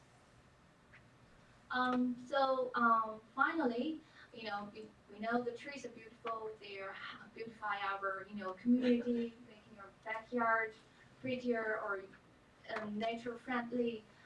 Also, we would like to get some, take-home points, or they are very helpful in terms of the ecosystem services.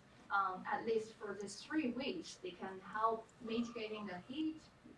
They can reduce the big flushing floods, caused by the heavy precipitation events. They can also sequestration of carbon dioxide, and which in turn will, reduce the greenhouse effects. Well, thanks for your attention. Thank you.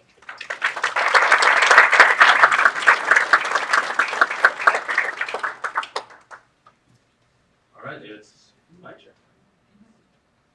Well, while that recycles, I'd like to thank the folks at AU for hosting.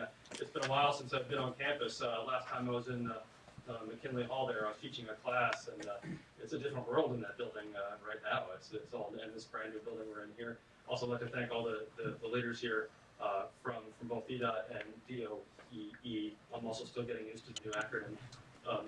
But I've had some great relations with the folks in both units, and they've been really helpful in looking at the past tree cover here. And thanks to all our political leaders as well. And I'm from Ward 6 myself, so it's great to see the current and former council members. But so let's focus now on the District of Columbia. Those of us that look at urban areas and try to understand the ecosystems of urban areas, I know a lot of you already understand this, but maybe some don't. There's really been a revolution in how we think about urban areas over the recent decades, where we're trying to understand urban areas as ecosystems, because they do actually function as ecosystems. And so I've actually been involved in some work trying to leverage historical archival satellite imagery to understand what goes on in an urban center like DC. So what I'm going to do is I'm going to show you a couple maps here that show tree cover change through about 20 years time period, looking into the past. So this is a historical context for understanding what's going on now and how we can understand the future tree cover here in DC. After the break that we're going to have now, you're going to see several different map products that zoom into neighborhood scales, so you can see individual property, pieces of property, and even individual trees. What I'm going to show you over the next 10 minutes here is not that. We're not looking at that kind of detail. We're looking at data from a series of satellites called Landsat, which look at things almost the size of a football field. They were never really quite designed to look at how tree cover in an urban center changes through time. But over the recent decades, those of us that use satellite imagery have gotten very clever about how we can best use these kinds of data products to actually understand changes in urban tree cover. I'll teach myself how to use this thing. So there's a map of DC right there, and you're going to see a few versions of that. That is a map of tree cover from 0 to 100%. So the dark areas there are areas that don't have much tree cover, like the Potomac River. The bright areas are areas that are densely forested, and so you've got some park units there. That's Rock Creek Park, that's Fort DuPont, and so on and so forth. I'll briefly go over some of the science reasons that we looked at this, but I won't dwell on that because I want to get to some of the implications for near-term thinking. I've already made the upper point, I think. What I've been doing recently is trying to improve methods for looking at the past tree cover change. The dates there, 1984 and 2004, are explained by the source of data that we've got. It's a particular set of satellites that actually look at different wavelengths of light that only became available in 1984. These are not the kinds of methods that I would use for current and future monitoring. We'll get into that after the break. So again, this is here to provide a sort of historical baseline for our discussion this afternoon. I'll talk a little bit about some of the factors related to tree cover changes. Because I'm looking at a relatively coarse scale and we don't always have the data, I can't always point to causal factors. In other words, I can't always say, I know what happened here and I know what happened there. But there are some broad conclusions that can be made, and I'll make some quick comments about the implications for current and future planning. So here are just a couple maps of the District of Columbia with these are maps derived from Landsat data. Again, I'm not going to go into the details here, but these are two different maps of tree cover. For those of you that are really interested in how we actually use satellite imagery I'm around all day today, and I'd be happy to go into more detail. But on the left is a map of tree cover that was derived from a traditionally used method that we use in the remote sensing community. But those of you that know the city well, and I'm sure that's most of you, I hope, there are some errors. There's Haynes Point right there, which this map shows is heavily treed, which of course we know is not correct. What's at Haynes Point? Golf course, yes. And there are some of these methods that it's easy to confuse tree cover and grass cover when we're looking in urban areas because we're looking at that reflectance pattern that comes from chlorophyll. One of the advantages we have with the more recent Landsat satellites is we actually can use different wavelengths of light that go out into the infrared part of the spectrum that is helpful for discriminating tree and grass cover. And the image on the right shows a more recently developed technique which actually more closely matches the kinds of validation data that we have on the ground. One of the great things about doing science in the District of Columbia, and my fellow geographers that work in other cities are very jealous when I tell them that we have great validation data from aerial photographs down to pixels about that big. Other cities don't have that, so for anybody here from DCGIS, thank you. Is there anybody here from DCGIS? Well, thank you for wherever you are now, because that's one of the data sets that made this kind of work possible, along with data that actually from folks at Casey Trees and others. And so here's just a map that shows some of the uncertainty that we have when we make tree cover maps. So the map on the left shows the uncertainty. The yellow cover shows where we're underestimating tree cover. The blue shows where we're overestimating tree cover. Using that more traditional technique, you can see we're underestimating tree cover in the center there. That's the U.S. Capitol right there in the National Mall. Okay, we are somewhere about there here at AU. And then the newer technique, which again I can go into details later if you really want to know, but the error that we see is lower, but more importantly, the error is more consistent across the city. And that allows us to draw some conclusions about comparing one part of the city to another, which is terribly important, of course, for planning purposes. And then we could derive maps like this. So these are maps that show tree cover change from 1984 to 2004 in the District of Columbia.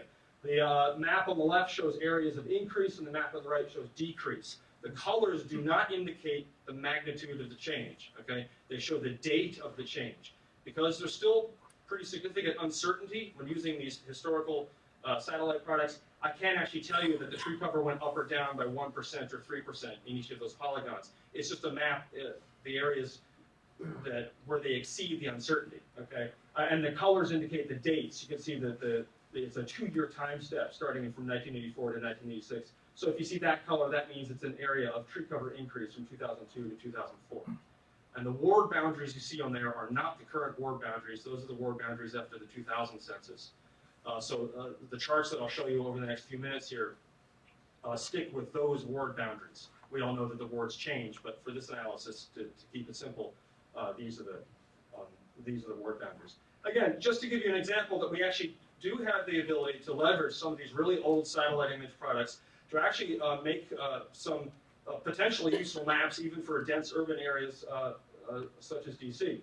So now let's dive in to the city a little bit more specifically. What this slide right here is doing is comparing two different kinds of residential land in the District of Columbia based on the zoning code.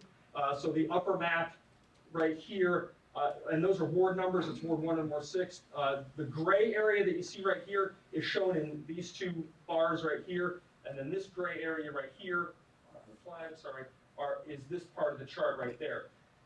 The way the DC zoning works, at least in residential zones, is you're allowed to fill up each property unit up to a certain proportion with structures. So in the low-density residential zones, these are, somebody correct me wrong, it's R3, I believe, is the code. R1 is the, okay, yeah, which is probably, I live in R3 here. But you're allowed to fill up to 40% of each of that piece of property with structures. So it's a broad way of understanding the density of structures in an area. Whereas in these areas, you can fill up to 60% of each property unit with structures. Now, I happen to live in one of these zones, and I can tell you that we have lots of what we call non-conforming lots, because the houses are 100 years old, so we've got 90, close to 100% of the lot being filled. But just broadly, it's a way of discriminating the sort of higher density residential zones and lower density residential zones And in those higher density residential zones, the area is required to maintain 40% open space in each property unit. You can see here the gray boxes show the change in tree cover over that 20-year time period. In other words, that's the variability of the tree cover. And then the additional lines show the uncertainty. We can't really discriminate the areas between wards 1 and ward 6. They're about the same. But if we look at that 60% open space zones, some differences do start to come out. If we look at the low density residential zones in wards 3 and 4, the tree values are higher and the variability is higher than, say, in wards 7 and 8. Keep that in mind over the next couple slides. Here's the same different medium density and low density residential zones, and this shows that the horizontal axis here is the date, and the vertical axis shows the change in tree cover from a baseline year of 2000. Pick that year at random. And in this case, if you look at the error bars here, all of these changes are within the error bars. So using this technique, I can't really tell you any broad conclusions about what changes in that part of the city. But in our low density residential zones, we do have a period of tree cover loss in the early 1990s, followed by a period of recovery. Now, the causal factors, again, I can't really point to specific things, but we can talk about the impact of things like gypsy moths, which was the peak period of gypsy moth defoliation in the surrounding area. Despite calling lots of old-timers in the DC tree business, I haven't been able to find any spatial data on gypsy moth treatment. But if anybody knows anybody, please let me know. And then moving on, I'm not a sociologist or the kind of geographer that looks at how neighborhoods change through times, but I do work with people that do that. And there are some connections that we can make from these satellite maps into to neighborhood changes. You can actually compare it to census data at the census tract scale. And there aren't too many factors that seem to be linked to things like tree cover change, but a couple are.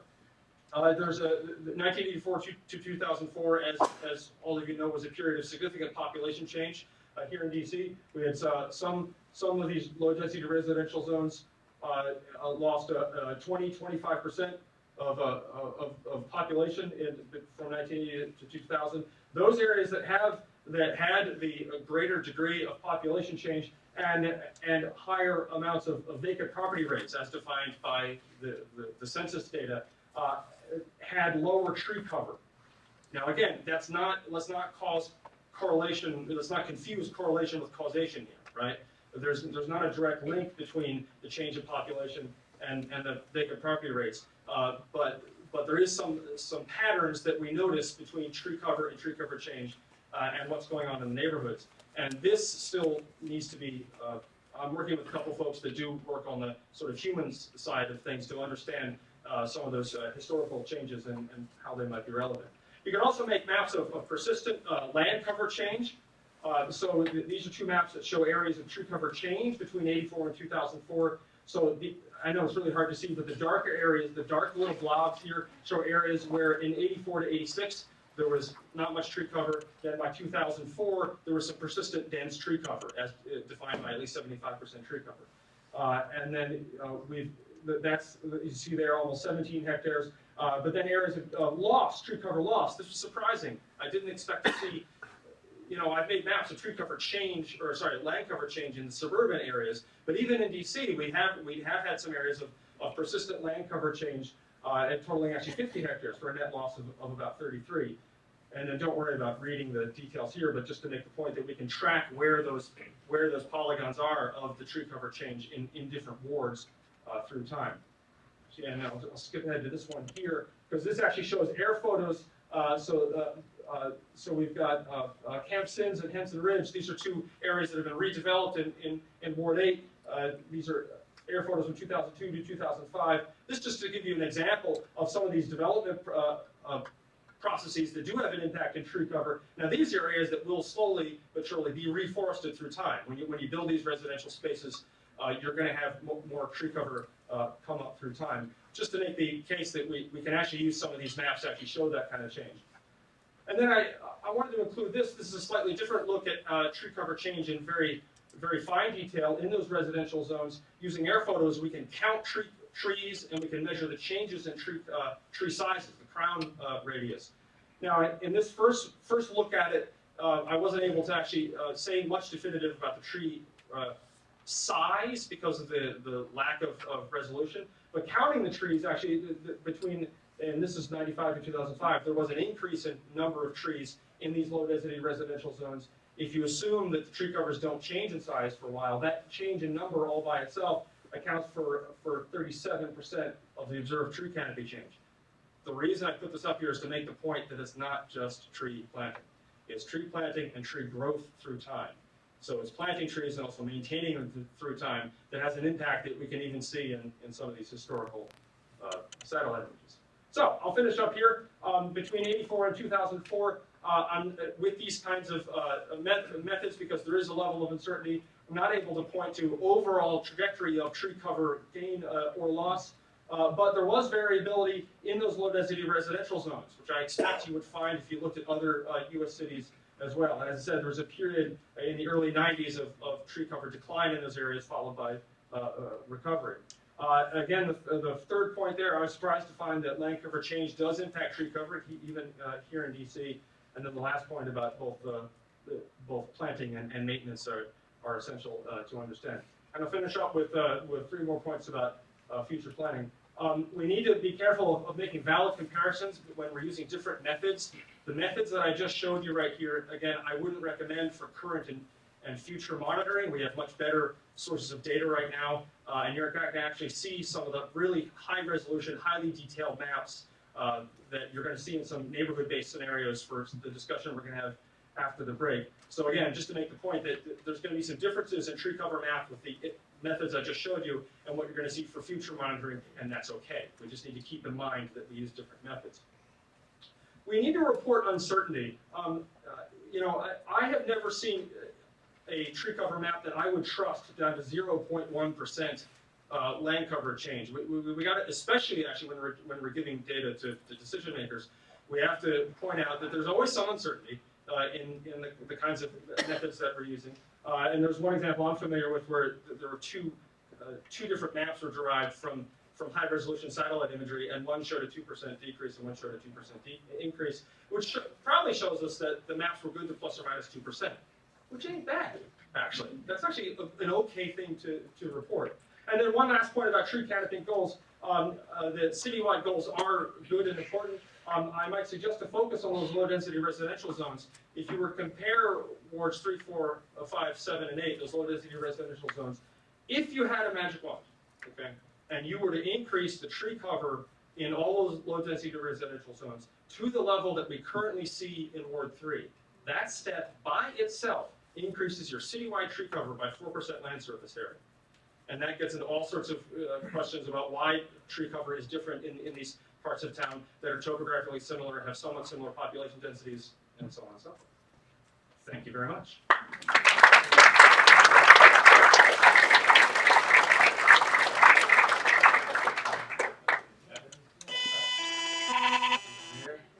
Thanks for coming.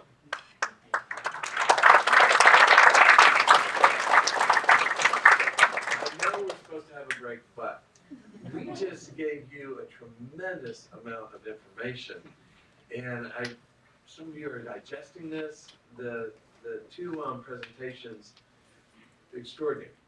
And why don't we take a couple of questions while they're still kind of germinating in your brain there. In the back. Hi, great presentations. I might make maybe an unpopular comment here, even on the crowd and the topic of trees, but I'm a little bit concerned about the first presentation and the takeaway being that low density development equates necessarily with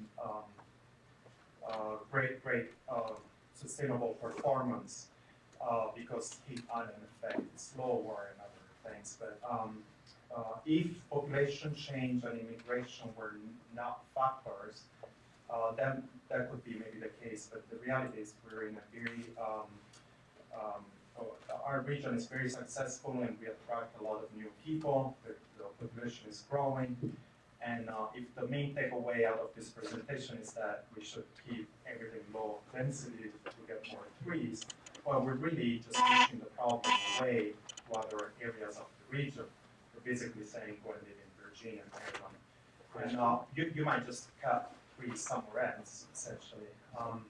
Basically, all I'm saying is we should take that research a little bit with a grain of salt. We're a growing city, and it's more of a balancing issue of smart growth. So we can get to a couple of questions. First, if you want to respond to that, and then also for anyone else with a question, we will be getting a microphone to you so that our online listeners can hear your question. Yeah, I think you were probably referring to the first presentation about metropolitan area wide. I don't think she was suggesting a sort of a path forward for advocating a certain kind of development, correct? Right. Well, I think our start is just trying to figure out why, for the similar conditions, the different cities behave differently. Well, I do agree. We're not going to push people away, or just go to suburban or go to Virginia, or actually there's a lot of ways in terms of mitigation the heat. And as the presentation earlier you heard today, they're talking about the green roofs, which is a very powerful tool because it's not only cooling down the building, they also reduce the energy use and also reduce the greenhouse gases. That's a very also beyond that, there are other ways like planting trees and also using cool pavement. By changing the albedo of the surfaces. I'm definitely not suggesting, okay, we should focus on the low residential area where, that case presented here, just trying to showing two cases, why, because, for scientists, we want to figure out, okay, why, we have similar condition, but output is different. What's going on here? We want to teasing out those and try to find out the reasons, and so can help our understanding. And also for the future planning. Couple more questions? Right here, this name Dennis Chestnut. Yes, and great presentation. One point of focus that I grabbed from presentations, the last point on your presentation in reference to the maintenance of trees, I think is very significant and very important point to focus on. You can get them in the ground, but if they're not maintained, not nurtured, maintained, you create more of an issue than you do accomplishing the goal. So that's really something not for everyone, for the agencies and municipalities and all. So I want to just bring that point up. I think also American University is a great example of the other point that I want to make. I too am kind of alone. I was in the facilities department here when this whole effort first started, and with the Arboretum, and I'm proud to be a part of that.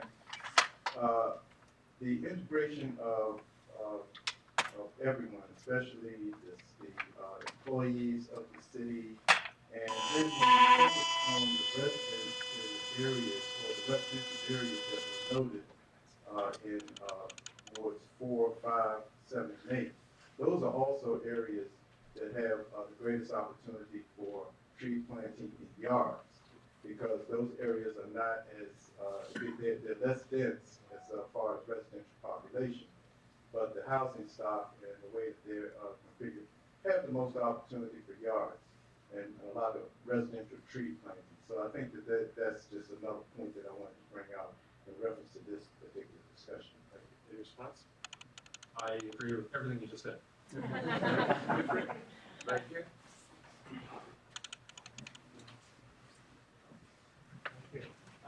I'm at the UBC Law School, and we've been looking at equity and environmental issues. We just have brainstorming on that. And so I might add that I'm a tree guy. I wrote legislation in Connecticut to protect trees on private property and things like that. But I want to be controversial. We need to look at equity issues here. And are trees good for poor people? Would we rather have gardens for them? Would we rather have rain gardens with more trees on them? In a lot of social settings, I did a lot of work in Africa. You have a lot of vegetation underneath tree canopies that are very useful for food growing.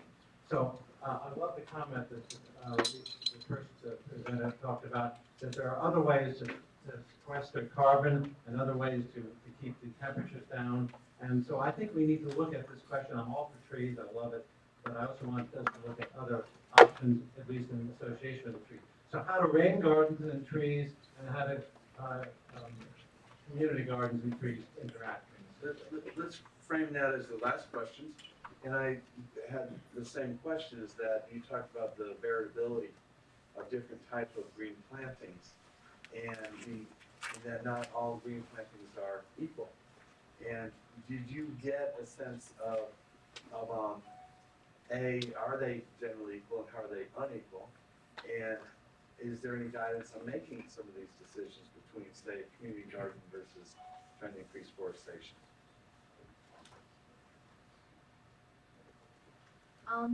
That's a very good comments and a very good question. First, because currently our model is based on the thermal sensing data, and it has a spatial resolution of 5 kilometer resolution 5 by 5 areas. So it is not that detailed for a yard or a small park yet. But what we did is we tried to keep all the compositions for that, and for our current fundings, we find out different type of vegetation in a coarse way. Tall vegetation will play more in this function than the short ones, than the shrubs, and also even for the within the tall vegetation, different type of them, and we show that the mixed forest, the needle is a mixture of the needle leaf and the broadleaf will definitely have larger effect when compared to a unique deciduous broadleaf. Well, that is not only good for the pest control or the maintenance. It's also when you have this mixture, they all work together, to reduce. To reduce the temperature and also reduce the surface runoff. If you want to check in exactly like how maple trees behave different with oaks, or I have to be honest, our model is not capable to do that for right now. But it's just very general, classes. I hope this expands. Well, this was two great, very packed presentations. Let's give our presenters.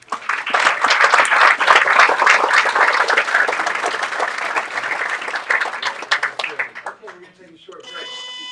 And I'll call you back in a few minutes.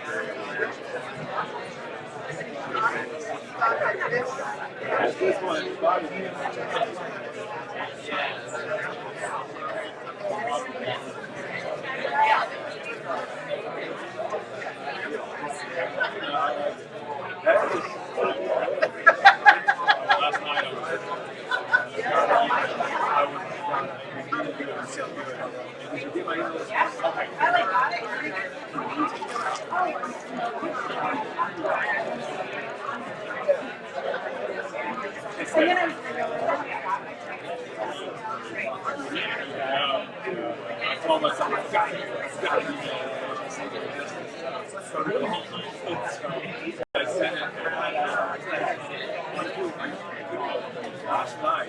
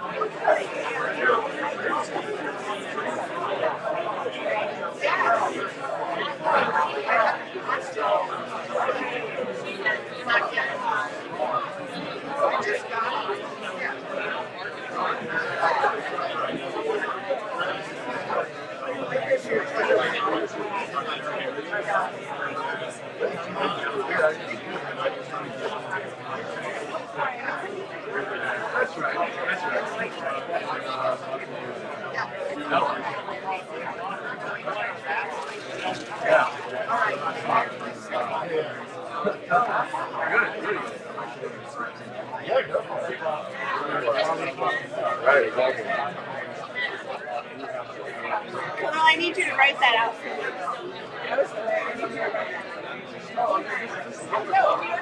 so many of them. Just come off the top of your head.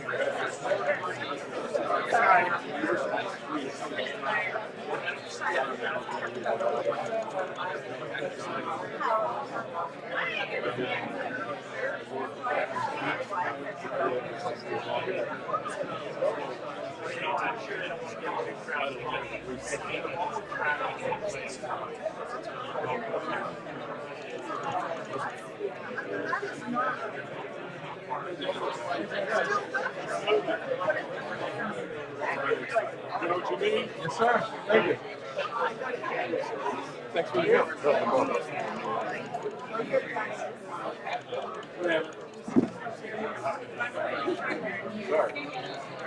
Yeah, that's right. Yep. I opened it, but I didn't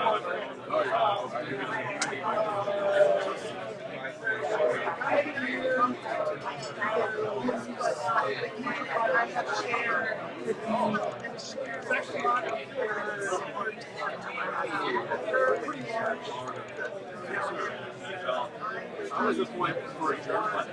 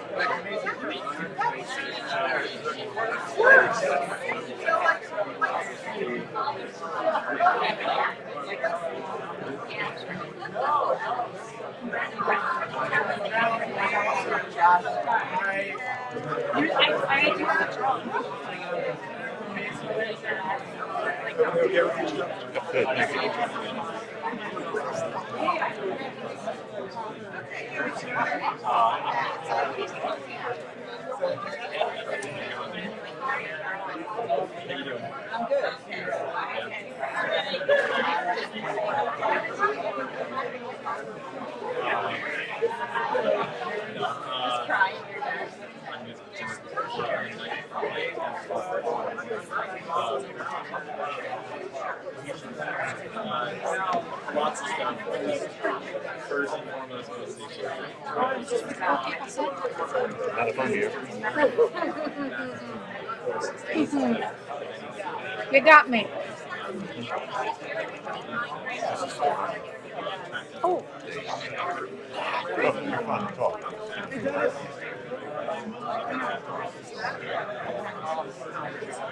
Big like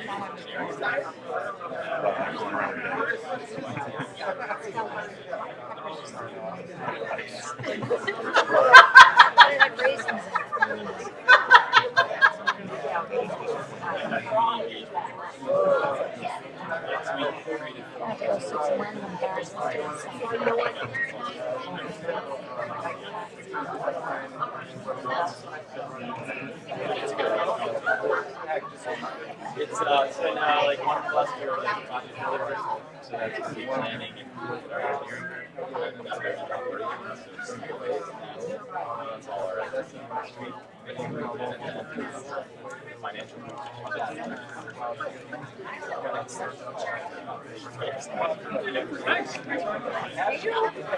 supports sort of tracking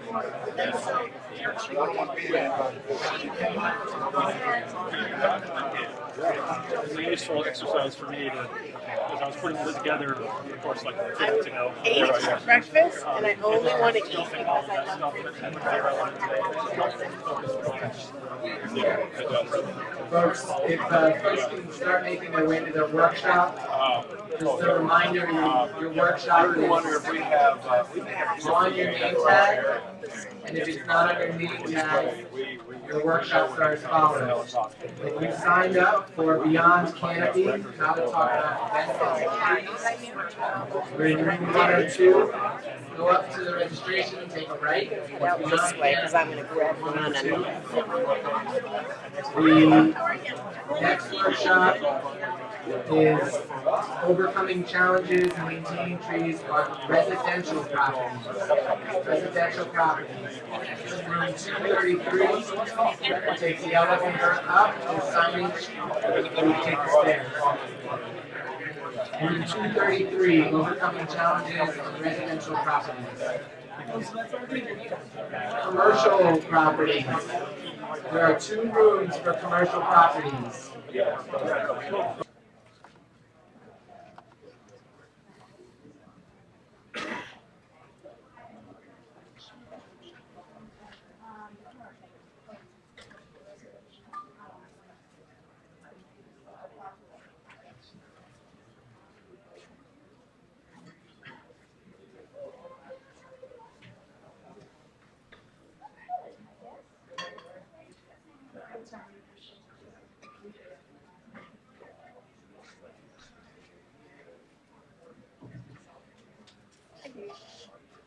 Sorry, we will get started in just a minute here, but I need my temporary partner in crime to come back.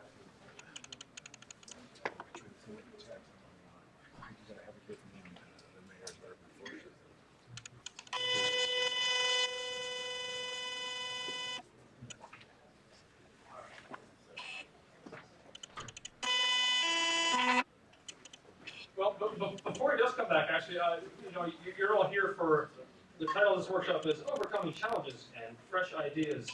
That's a bad title. It's fresh ideas and overcoming, because we're not trying to overcome the fresh ideas.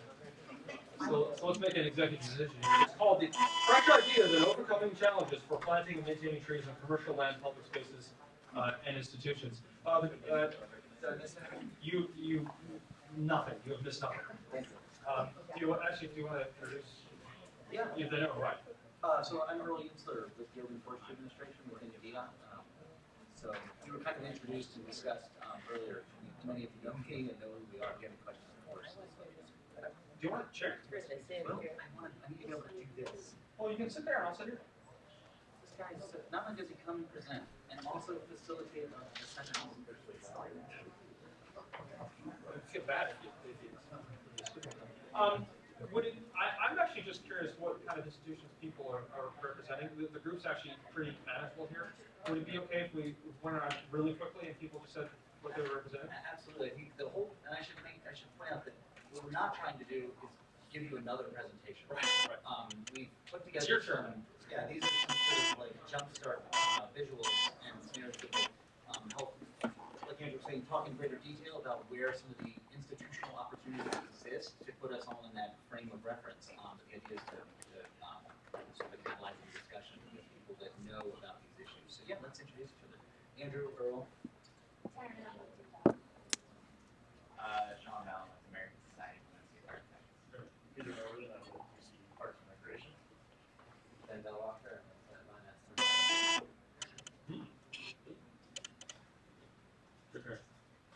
Leanne Tobias Malachite. I am a career real estate investment professional and specialist in sustainable and built energy efficient building. Sally Parker, DC Public Schools, Energy and Sustainability Liaison, former underappreciated architect. Are you appreciated here? Appreciated here. Yeah. Definitely. My agenda from the inside. Okay. Thomas Allen, I'm with Planning. Okay. Carlson Clapper, of course. Richard Olson, U.S. National League. Jeff Sanders, DC Trees. Hi. Daryl Harvey. Tree All-Star. Tree All-Star. And the back rows? I'm Andy Yeoman with the Department of Energy and Environmental. Mark. Great. Damien Ossie, Department of Energy and Environment, Fisheries and Wildlife. Anybody on that side want to? You're on that side of the aisle, but we're being right? Jared Hall, Casey Trees. Great. Okay. Well, welcome all. Some of the things that we're going to present, I think a lot of these folks have seen some of the map cards. Okay. Well, that's fine. And the point the idea that I think that we had is we jump-started discussion by zooming down into more of the neighborhood scale. So it's going to be very different than some of the maps you've been seeing from the two presentations we had right before the break. So why don't I let you do the driving through that, since it's after all it's your cartographic product. and give us a view of one of our neighborhoods here, and which will maybe get the creative juices flowing for how we can actually talk about what happens at the property lot level. Yeah, that'll be great. This will be super, super fast. Does anyone recognize this picture up there? I know a lot of people in this room are actually familiar with this location. Directly behind the Frederick Douglass Home. This is, I think, it's Silver Street. That's right. And I just think it's taken by one of our arborists, John, who's not here, he couldn't make it today. But it's the perfect picture about trees in the city. It's street trees. These are trees on institutional properties. There's kind of like a forest rolling into the background. Power lines, birds and birds. It's like really, this is like trees in the city. This is it. And this is what this is what, if we're successful here, more than the city will look like this. And so we wanted to put together something that does, as it says here, brings together these stakeholders. So we're going to jump right in. We're going to head over to Parkview, and a lot of people are familiar with Parkview. We have some. Parkview is a neighborhood in northwest near the Soldiers Home that has pretty high density, and some of the streets are so narrow that there isn't space for street trees, and it generates this desire. There aren't many streets in the city that are actually like that. So it creates this desire in the neighborhood for trees, and they come to us initially in a lot of cases and say, well, when we rebuild this road, we will do everything we can to incorporate the trees. But there are opportunities on your properties for new tree planting, and until we can redesign major roadways through here, let's focus on planting in the residential and institutional property that you have here. And so part of that, it's a neighborhood with about 15% canopy cover. So what you're looking at here, these are the individual parcels and displaying the potential planting area. This is area that is currently vegetated. It's lawn areas, or perhaps it's shrub vegetation. But the greener it is, the more square footage there is for new trees to be planted right now. So jump right in. This is mainly residential? This is just a part of the city, so we have everything there. So some of these parcels, we're going to get to that right. I'll just go there right now. Some of these are institutional across all the different types, and we'll jump into that. But I wanted to just show this. We try to convince people that there is space in your neighborhood, right? And so this is that same kind of map with the area where trees can be planted extruded into a 3D level, so you can see just how much space does exist. And these are some institutional parcels right back here. We're going to look at those. So which are the institutional? Some of these ones with the largest. Oh, those are the bigger ones. Yeah. Okay. All right. So part of what we're trying to do is get this message in. So this is a housing authority property, and there's actually several of them. And they have some of the highest area for new canopy establishment in this neighborhood. And this is one of those things where if we can get the tree there, it advances our tree canopy goals. But it does so much more on the social. We had people asking about equity earlier. It answers all of those, or at least addresses all of those things through the single act of installing trees. So these are some examples. We'll go quickly. Those housing authority, we have Bruce Monroe. This is an elementary school right here, and next to it is Parkview Recreation. And there's actually a fair bit of space on these lands. You might have to unpack. We've got space down here and whatnot. But all of these institutional properties could withstand additional tree planting. So the question is, what do we do? We have programs already to incentivize tree planting, but they're not generating the demand that we'd like to see. We're not getting the level of requests of that. We're not getting the demand to put those programs to its fullest use mark. I had a question, and this might not be within the vein where you're moving, and we're doing a lot of work in this trying to encourage people to plant. But I wonder if for DC-owned properties like DC Housing Authority and others related, that, and I don't want to throw out the L word legislation, but could we have maybe some kind of aspiration for those properties to have 30% tree cover or 20 or 40 or however that might be, and if we could build those into the planning for them, as arborists, we all know so sadly that sometimes trees can be preserved and they're not, because it's more easy to just knock them down and start with a clean slate. But there may be a way to figure out what should the pervious cover for those sites be in order to attain a tree canopy of X, Y, or Z? So just to maybe start that discussion internally, I know it would not be attached to the current bill perhaps, but maybe there could be either regulation internally or a thought of how do we guide that process in the future, because as a couple of folks have mentioned earlier, population is going up, impervious, there will be the desire to increase impervious, to house them all, but we also know that there's technologies out there where trees can be planted in relatively small areas with, for these pavers, rain gardens, and so forth, that you can achieve those goals. So just something that So,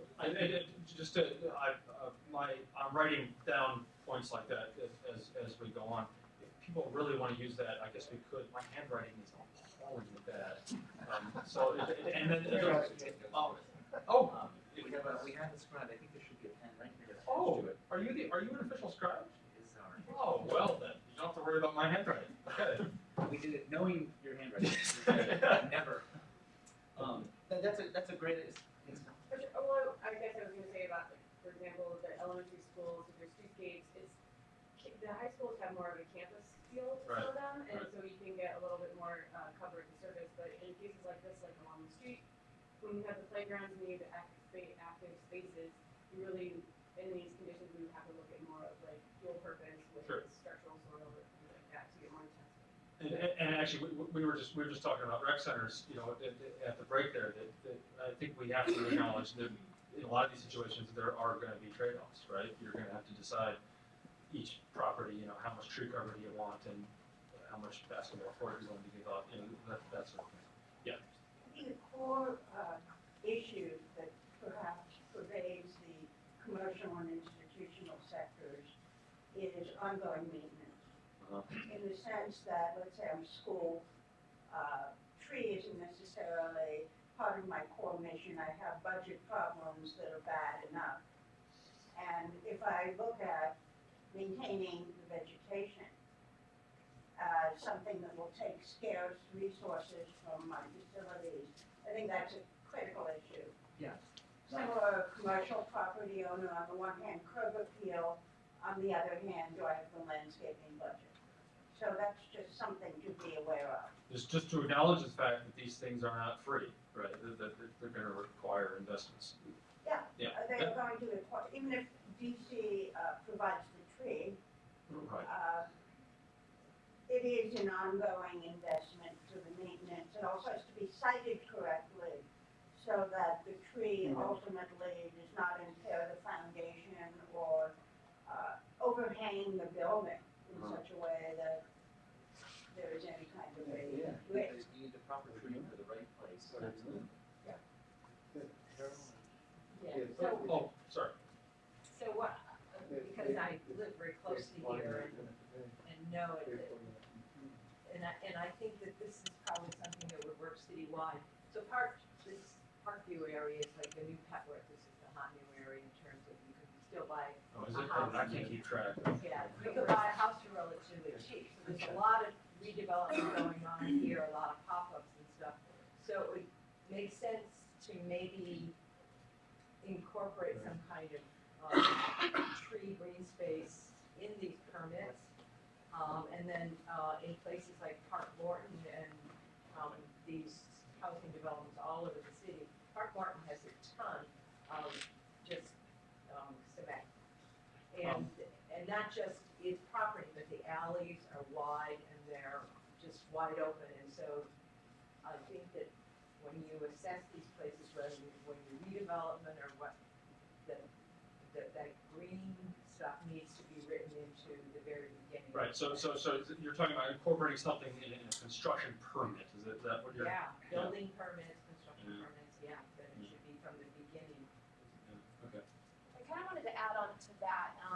So I know I look at Office of Planning, and I know that one of the major policy kind of movements around this was the green area ratio requirements. What I would love to see though, because even though there's a lot about permeability of surfaces and runoff, is to see if there's, maybe the discussion is also about being specific, because there are obviously provisions about native species, but also maybe an additional opportunity to promote not just, permeable surfaces, but also looking at tree planting as well, So I know any building that's going to have a certificate of occupancy is required to, except from residential addresses and a few other areas, are required to meet the green area ratio requirements. So there is some type of legislation that's getting moved forward, but it would be nice to see once I get some momentum if there can be some additional work that can be done. Yeah, one thing we're currently doing in partnership with DOEE is trying to enhance the preservation of existing trees through their stormwater permitting. Existing trees are becoming increasingly valuable when it comes to impervious surface charge and things like that. And that is particularly relevant for large landowners, institutional landowners. And so that's something we're having ongoing discussions with their permitting branch to encourage the preservation, not just you have to have a certain number planted or a certain green area after the project is complete, but also how can we preserve what exists? The greenest tree is the one that's already existing, right? As was said, I think that the permitting comment was excellent. And if there's a requirement that if a tree has to be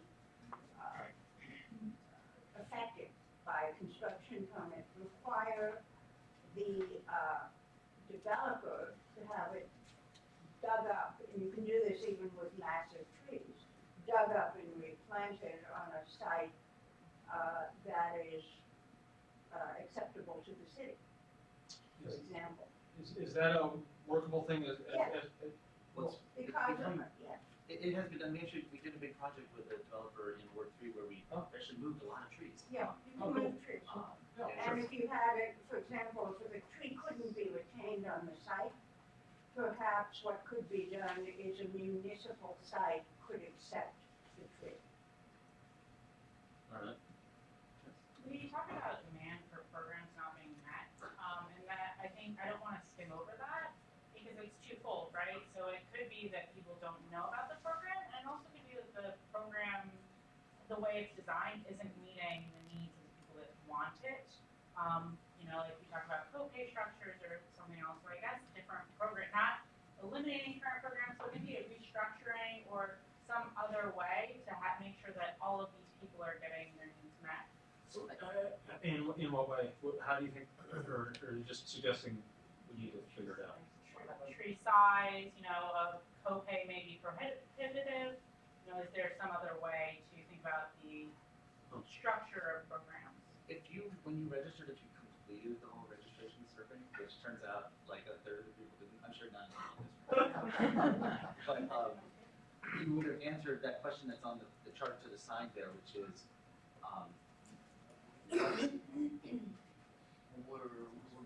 what's keeping you basically from, what would make you plant a new tree?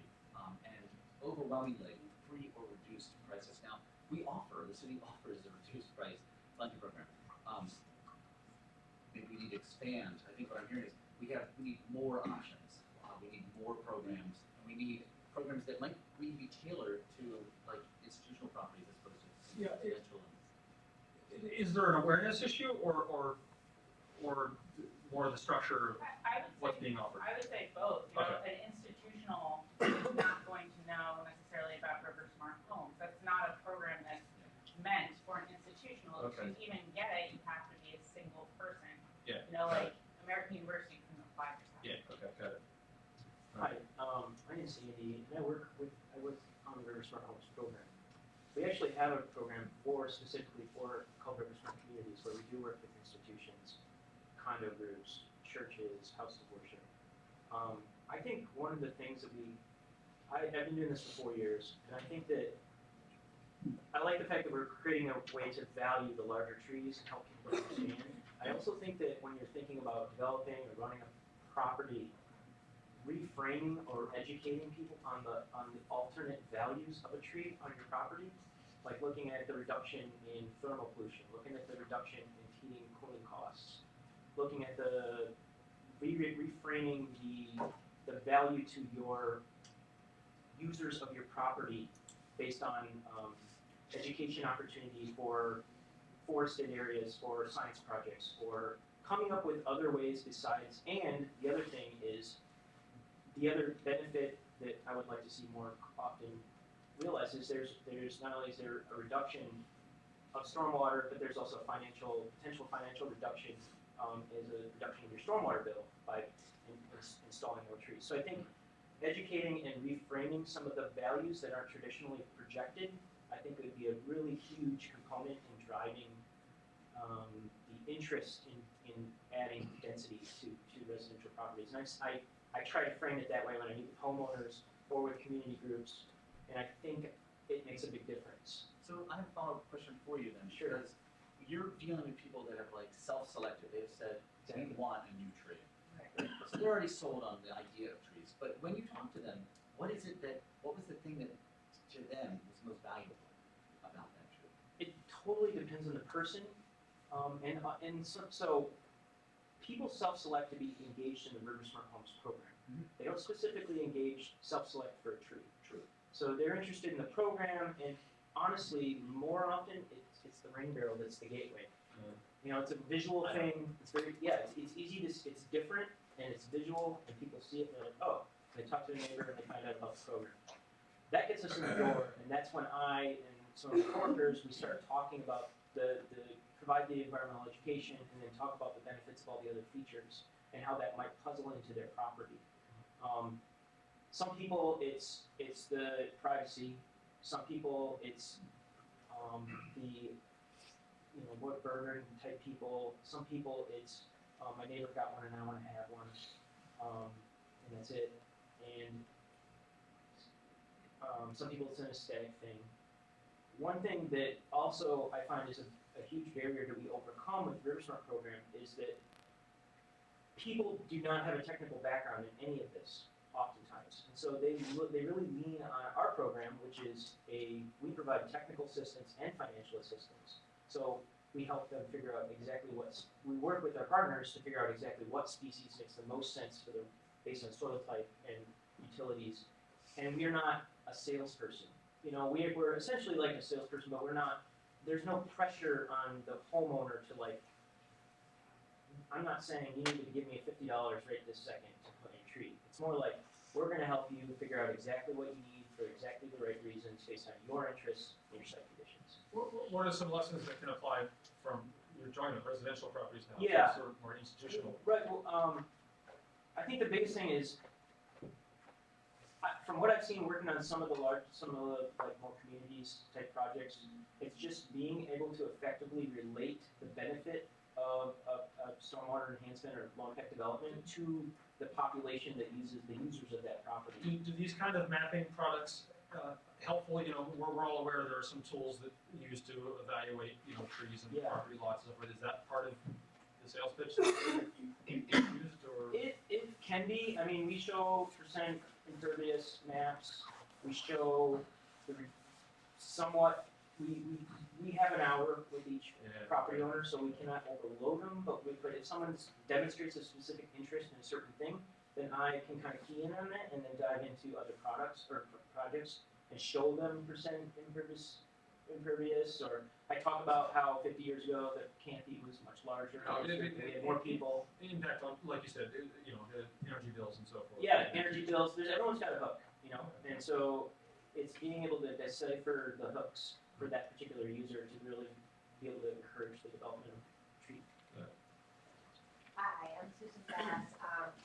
I work with the Ward 3 Democrats, and my community has been very concerned about the loss of mature trees, and a lot of what we're talking about here today is the value of new trees and tree planting, but as most of you know, mature trees have considerable additional benefits, and it just cannot be replicated by new tree planting.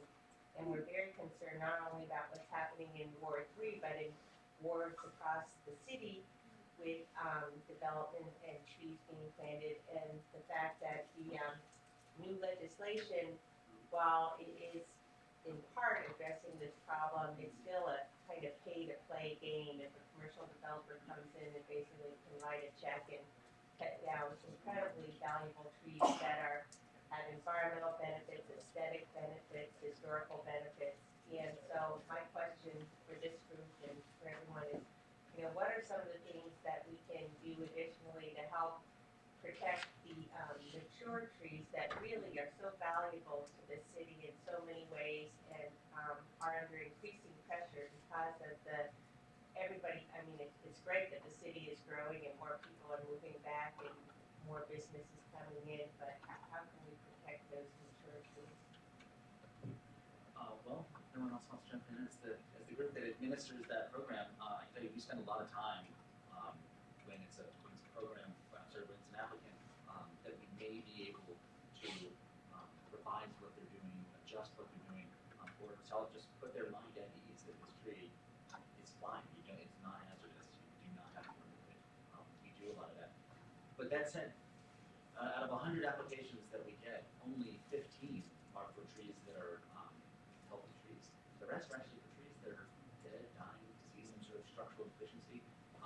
And we see that actually in the greatest numbers in Ward 3, which tells us a lot about the forest characteristics. They're old. Those trees are old up there. And so while planting is not an immediate fix, it's the only way to sustain it over time. So what we're doing through some of these proposed legislation changes and whatnot is to sort of align the deterrent effect of high cost with a fee that matches what it takes to put a number of trees back that over time doesn't just replace what was lost but actually builds on it. So that's a key thing to recognize about the Urban Forest Preservation Act. It's not a tree preservation act, it's an urban forest preservation act, and it operates obviously over long time scales. Jess? Just to go back, so, you know, we talked about the idea of we're smart homes and we're sort of smart communities. The people are self-selecting into that and then self-selecting further to trees. So maybe the sort of bottleneck is that awareness piece of institutions who don't have any concept yet that those are available or why. So that's sort of the awareness piece that I'm looking at and the education piece. The people that already want some sort of environmental friendly aspect, whether it's, you know, a rain barrel or trees, are going to opt into that. How do you create the market and demand for those people who have no idea or don't really care? You know, is there some other way to get this information in front of them? I've got an idea that might get to that, and I have a question for Andy. Very, very interesting talk about the process. And we have a mayor that's interested in this, and people listen to the mayor. It would be great if on Arbor Day, which is the traditional day, maybe that's not the greatest, but if you have a one-week campaign with DOE and EDOT, with the mayor as the front person saying, we have programs to plant trees in your yards for a very minimum cost. That's all it would, well, that's not all it would take, but if it's not year in and year out, that will, I think, sensitize the district to do those things. Andy, your comments were really fascinating to me, and I've got a question or two that will probably turn into a question for us, or a suggestion, and that is, when you say that when you meet with a homeowner, you sit with them for an hour, that blew my socks off. That's a lot of time. I think we're like one of the only people, or only government agencies will spend the time to go travel to someone's house and have them in a closed audience, one-on-one, and then we walk in their yard physically and touch trees and look at them and look at runoff and see what they can do physically as one person. So, and that's really powerful because you create not just perhaps a customer for the technology you're installing, but also a friend to the city that's doing this stuff. So that's important. But I guess my question is, are you able to meet internal demand for that? I mean, are there trees that are going unplanted because it takes you an hour to do that process, or not? I mean, maybe it's saturated. Well, I think that taking a step back, you also have to look at taking an hour with a homeowner is yes, it's taking a lot of our time, but the benefit is you're actually establishing a good, solid relationship where the education, where you have time to be able to advocate and create a good foundation. And I think that if we were to sort of speed up that process, we might be able to get more trees in or maybe more features in. But the challenge or the potential loss would be maybe less apt to maintain or less understanding of the process. Or I think it's really valuable to at least spend some time and really establish a nice communication with people. Because within the first 5 or 10 minutes, you kind of figure out why are they here, what is their interest, what's the issue, and then you take that information and you kind of like make some pitches and talk about the benefits of all your features, and then the last like 20 minutes or so you come up with a strategy for them to take on. I'm not questioning the process. It sounds like it's a wonderful one. My question is more on impact and time. So if for us to plant more trees on those residential lots, maybe we should brainstorm about ways to, number one, increase the pipeline of people interested, and then figure out a way to have people go and speak to them, and give them the robust discussion about why the tree's important, and then to get the tree planted. Sure. That might, I mean, it sounds like you probably wouldn't be able to do all that. Well, the other thing I don't too is we don't. I would say that we want to be really careful how we increase the pipeline of people. Meaning, people who are voluntarily interested in the riverfront homes have the patience and the interest to sign up, wait a month to sign up again for a time for us to meet, and then it's a 6-month period between the time they sign up to the time they're done, and that patience and time investment also I think builds a relationship with us. So that kind of outreach is exactly what they're talking about upstairs right now in room 233 with residential property owners. How does that get crafted in a way that we're reaching the institutional commercial landowners? Because you don't have that same kind of, oh, I'm a taxpayer, I'm going to make an appointment and see, so Yeah. I don't know what the answer is, so discuss. I think I put a lot of thought into quality plantings in addition to quantity plantings, and I think that ultimately, especially in the maybe commercial and the public areas, is that trees get placed where there's space left over after all the other utilities go in.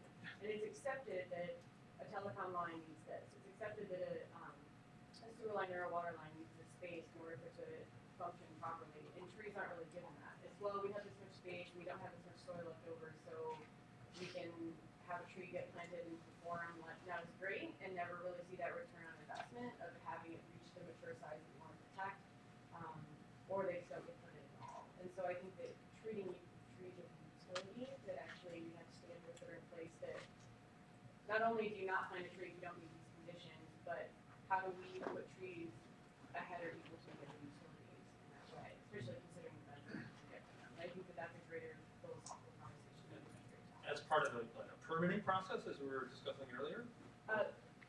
Yeah, well, I think there needs to be sort of attitude shift.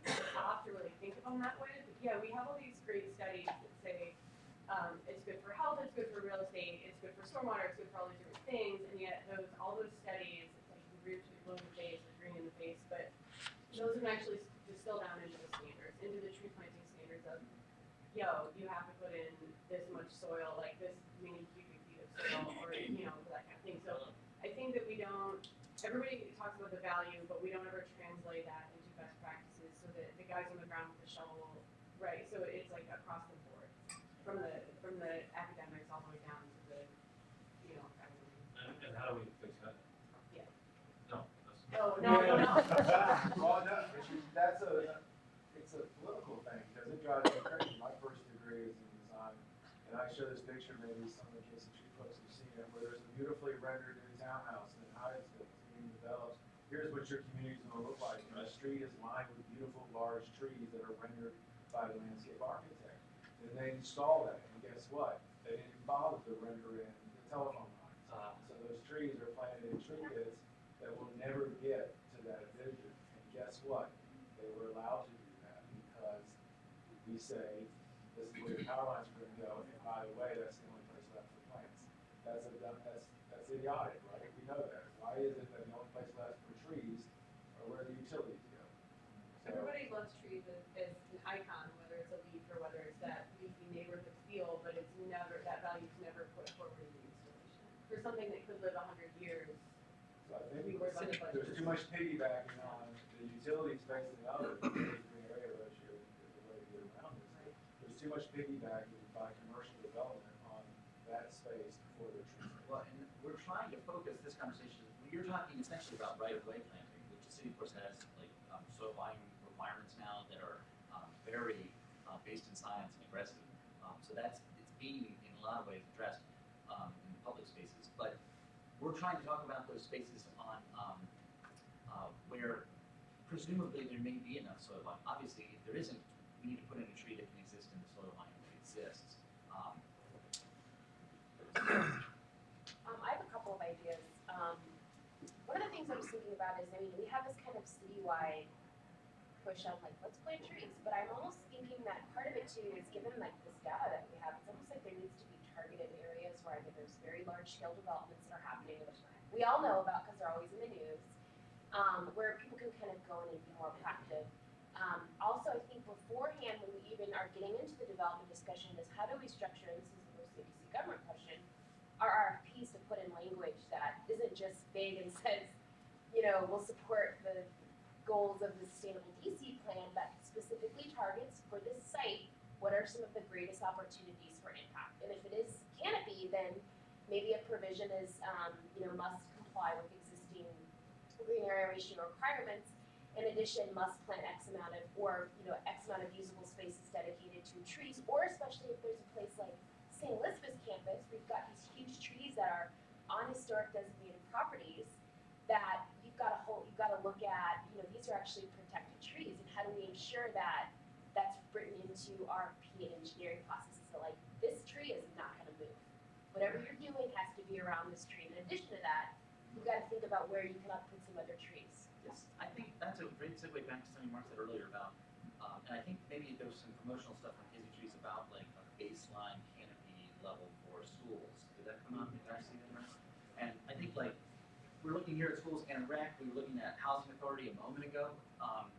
A good plan would look at all of those, would look at like all the housing authority property and understand what percentage could we attain in the aggregate for that property group.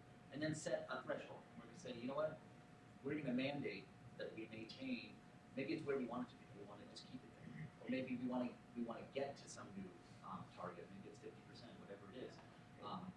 And that's on the aggregate. So if something does come out, you've got it's like a wetland, and you gotta put a new one in somewhere else. Coming up with a plan that's targeted, like you're saying, and it's not just general. It doesn't regard trees as an afterthought, just putting where something else went first, but says this is where, for that type of institutional land, we're going to establish a certain level. You said they completed a study already, just recently, about for schools? Did you say it was? We have some data on school canopies. I hate to say this because it might not be exactly what we're working towards, but along the planning line, you mentioned green area ratio, which is a huge help from what we had before, which was not a lot. But if, you know, the thing about trees is if they're not there, they don't provide any benefit. And so I think we really need to start to look at a cross-section of the city and figure out what canopy can be achieved within the various zoning districts. Obviously, commercial's not going to have as much as a residential, low density versus high density, but if we need to start to think about what are attainable canopy goals across the city. Because 40% is great, it's a start, it's an aspiration, and I'm confident we get there. But you know, we also need to address those areas where canopy is already lacking and getting worse because of more densification. And how can we achieve that within those confines? So, and that may be more regulation legislation. But, Yeah, I just wanted to zoom over here a little bit. We've also got these types of land uses like hospitals, where this is probably as built out as it's going to get. So we talk about infill development. We should probably create like an infill canopy development program where we're going to institutional lands like this and saying, "Are you done? Like, looks like you're done." Oh no, all those parking areas there. There's parking areas. Yeah. I mean, there's so much space. Look at this. It's lovely, and an open space is terribly important. But you can't tell me that there's not room for expansion of canopy in some of these areas. So canopy infill goals. Yeah. And you know, we're looking at programs we could build. Andrew, I'm going to send your quote to DCGIS later today. With the mayor in front of you saying, "Thank you, DCGIS." That was awesome. Well, I mean, they're gonna love that. I mean, when I started doing this something like 10 years ago, I mean, no other city It's the best ever. And now other cities have follow the lead. But we have the kind of information from the city that DDOT or DOE or KCB or all of us together could go to. We could target, like you were saying a moment ago, the Washington Hospital Center and say, you know how much you could contribute to the city's overall tree canopy, as well as the well-being of your patients. Well, I think it's important too, just because when we're looking at the data also, it's not just, we want 3,000 of the trees to just be planted. We need to be very strategic about where those trees get planted when we talk about larger goals around, carbon emissions and carbon sinks. So I think that that's also a point of importance to know. Well, again, one of the main reasons you plant trees in a climate like this is to reduce your carbon emissions from the coal power plant down the river, right? Those are the stories you got to talk about. It's not the carbon sequestration of that tree. Yes, it will happen, but it's the reduction of the emissions, the shading, the cooling, the fact that you increase the lifespan of the asphalt, you increase the value of the product. But I want to bring back to something, and I want to sound like a horrible person, as devil's advocate, because it's come up a couple times. It's really easy for all of us in this room as a value judgment to say trees are the most important thing. But it's not for some people. And you can't just look at a map and say, you need a tree there. So I want to make sure that we're cognizant, and this is what I like about the River Smart program, and if you can get into some of these people to say, well, what is it that you really need? Because you can look at that space and you may say it's open. But if you get down and you talk to that school group and say, well, we always go out here in the spring to teach with this full sun. Much like American University here. You don't want a quad that's a forest. Right. You want to have the medium. And so I think that's one of the things you have to do is to get out and make sure that we find out what that happy medium is. And that way you don't just pull the hammer down. Absolutely. Because at the National Arboretum, I'm 1.1% of your land mass in Washington, D.C. I could solve your tree problem, at least half of it. I could do all the other commitments, but I have very valuable open meadows that do far more for stormwater management than some of the trees do. So again, there's a balance. Right. And I think it's also important, especially like with the hospital, the idea of a lot of this could be paid for, right? Maybe one of their greatest things is they built all of this parking lots in the 70s before we had better transportation solutions, so they have unused parking lots that could potentially become meadows or trees or whatever, but they don't know that they could remove that and that could be paid for through another program. So not only coming up with solutions, but sort of presenting options of how do you get to the best practice. That goes to the coordination with DDOT and DOE, because for example, Washington Hospital Center right now is not very easy to get to if you don't have a car. So they use, not only do they use all that parking, but they also lease space at the Soldiers Home, which is just north, that area that is going to become developed in the next 2 years, which is another area when you go and move that slide up, and you see the green space up there, those trees are going to be gone to the east side there. And right now, there's a golf course over there. So there's some concrete there. All that's parking right now for the Washington Hospital Center, for the VA hospital. So that needs to be, before this developer does any kind of ground, that needs to be, all of this tree stuff needs to be, tree and rain garden and fire retention, needs to be part of the original process. And it also needs to be, there maybe needs to be economic incentives. I mean, there already are some, I'm sure, but I just, and then on the other part of your slide, the park, the playground, is that playground, is that the one that's due to be redeveloped? This one has been redeveloped. The one right there, that's no longer a park, right? Oh, no, it is. But isn't that the one that's gonna become No, this will continue to be a park. Okay, but there's one right in here, somewhere right in here that's. There is another one, yeah, that I think there's a risk of it. I don't know exactly where that one is, but yeah, there's. Wait, Sally? Yeah, so, okay,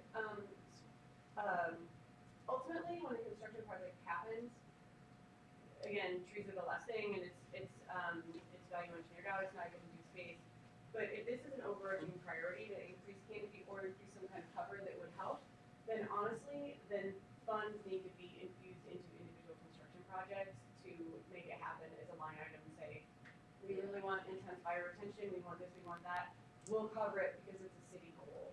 And so I think that because project by project, it's not going to happen by design team overnight. Right, I agree. But it's only when it's not matter of right development though, right? I mean, that's a big difference too, right? Or are you talking about new legislation? Okay, well, across the board, landscape, right? It's trees are pretty, trees or whatever, but we don't have the money for it, so they get cut out. And so, if you came in with other funds and said you don't need to cut it because we consider this an investment, then those design items could stay in the plan illegally. But she's asking if it is by rights, I mean, what is the mechanism you've got for making that happen? Is that? Yeah.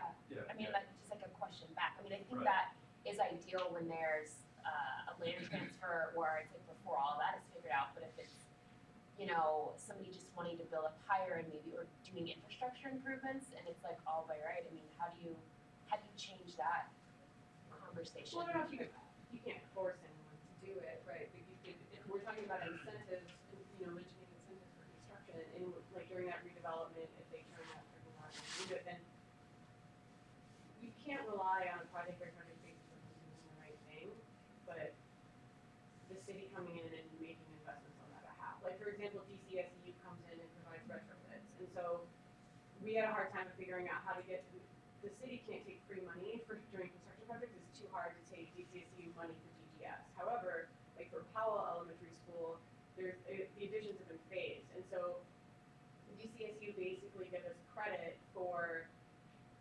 improvements, like energy efficiency improvements in phase 1, and then said, hey, we'll give you $80,000 in phase 2 that you can just use as a line item. So instead of cutting out LED lights or cutting out solar chimneys or whatever it may be, that doesn't get value engineered out for cost, they said, we'll cover it, keep it in the plan, and that's all. We 3 minutes left. Sorry. I'm sort of changing, or are you on a related topic? I'm going to sort of change. I was just wondering, imagine part of the problem with some of these institutes would be, maybe I'm crazy, really including working on this underrated. If you were dealing with someone who owns the land and they're in Saudi Arabia, or owns the property, and you're just dealing with a lease, a tenant, how do you connect what the tenant is doing in that space or on that property with the actual landowner and that incentive? How do you connect there? That's very complicated. I mean, I don't want to speak for River Smart Home, but you deal with homeowners, you deal with property owners. So like, could you deal with like tenant? Can tenants? We do on occasion work with tenants if they have the support of the property owner. It's a huge issue in the district. It's a huge point to make because it's like 50% of the population rents. And so when you have renters, you have lack of interest in putting huge amounts of improvements in your property from the landlord and interest in maintaining or having a major investment financially or physically by the tenant.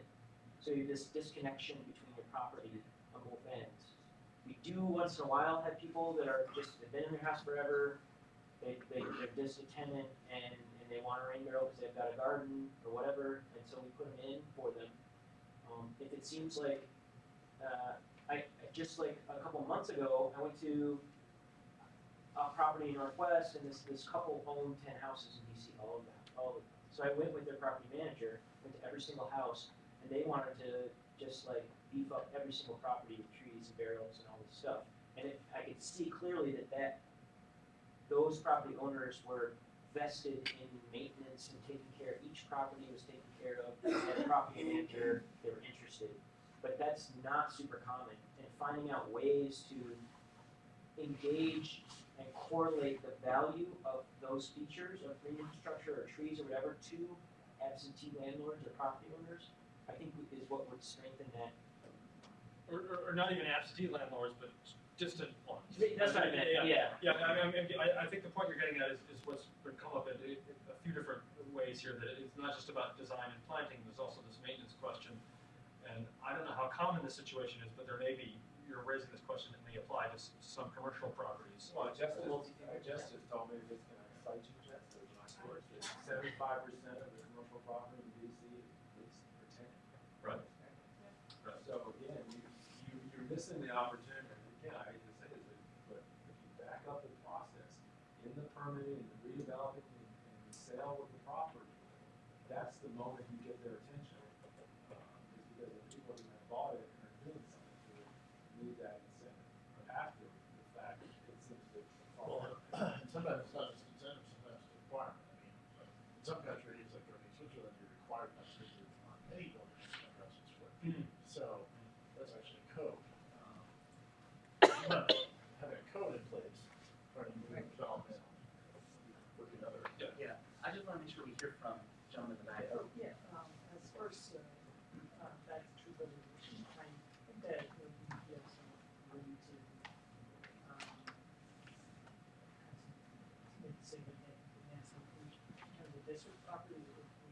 require that those contracts, certified arborists be part of that contract. And president, you can't necessarily do that for private lots, but. Yeah, so if I was gonna bullet that on a notepad, I would say make the district a better steward of its lands, hold ourselves to the highest standard. But that's a very specific way to get that. A lot of times it is ignored, and then it's a cost. It's like, oh, that's gonna be $2,000 to get the numbers done. So it is an important way to. It's this 22 minutes after they're gonna start coming in, so maybe. Yeah. One more? Yeah. Oh, wow, cool, last word? Yeah. I want- Yeah, make it good. Yeah. I wanted to make a push for native, you're talking about native plants, native trees, especially when we're working outside of the right of way. I think it's really important that one of the benefits that we explain to people is that you're creating wildlife habitat and you're using a plant that's not going to be causing problems as an invasive plant somewhere else when it's seeded. So I just wanted to say I'm the native plant guy, probably for the city. So I'm always pushing for using native plants. And there's 60 species of trees native to Maryland. So you can plant a diversity of species and not have to worry about losing it. Richard and I earlier were talking about Dutch elm disease, and the density of elm in the city is one of the reasons why Dutch elm disease spread through the city so rapidly. So you can plant a diversity and still really try to focus and target on native species. All right, they're coming down the stairs. Thanks very much. Yeah, thank you all. I'll do my best to organize this, and we'll talk more. Onward and upward.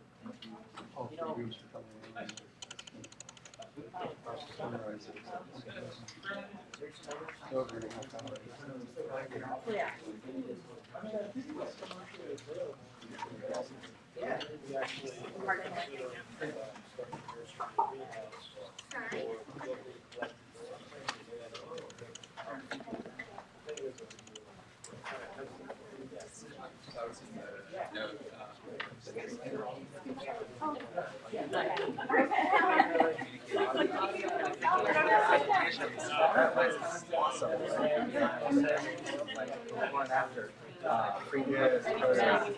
It's a real deal, too. And that, like, that works.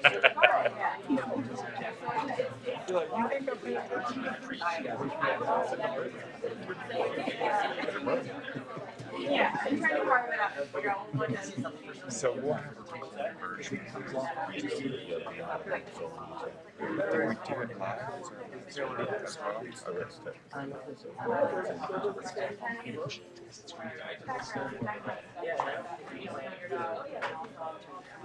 When you said there's, I mean, what that means is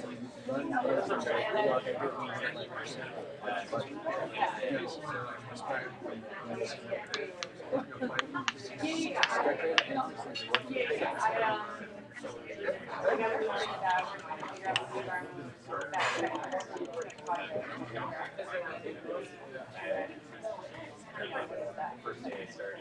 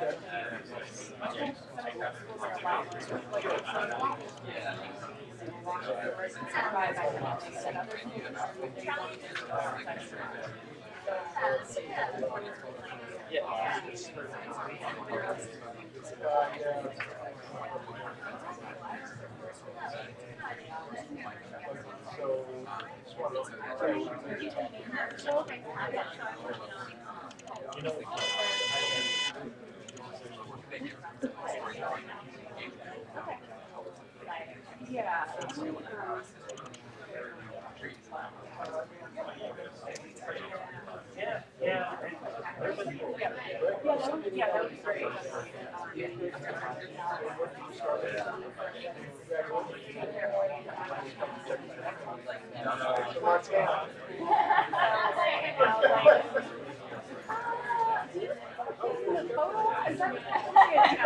And we were like, well, we can program for this, and we were trying to get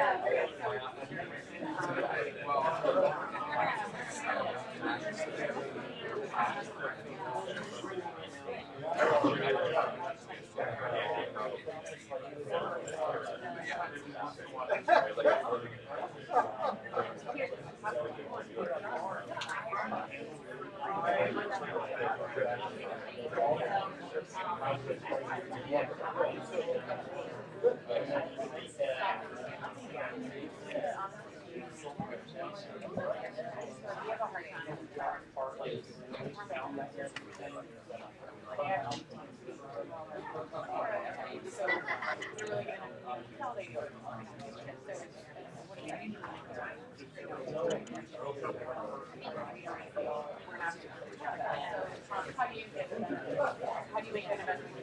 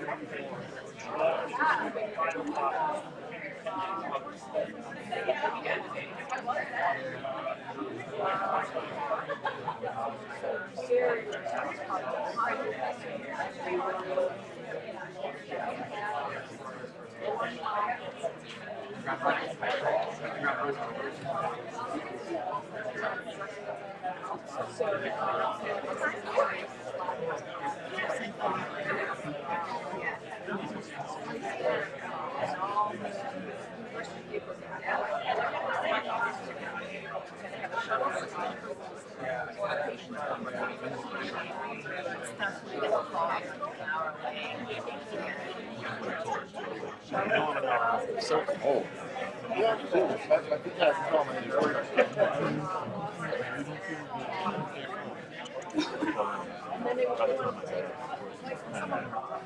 Or not, yeah.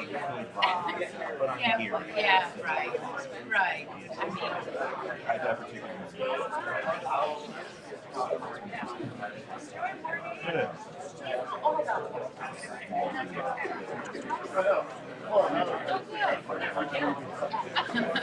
Oh, I'm sure he's shaking it. Yeah.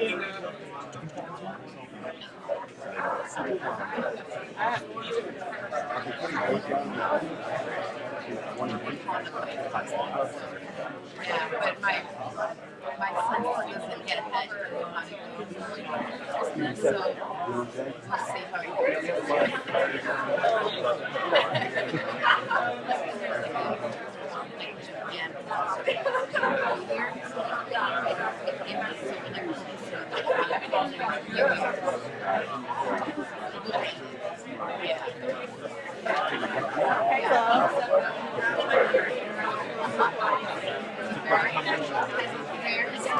Oh yeah, you know my country and Mark. And we have very tight Yeah, I know Chris Bennett really well. Oh yeah. Very close. Tommy Wells is just kind of saying, you guys are just not good at me. I could have worked out to work on it, but, you know.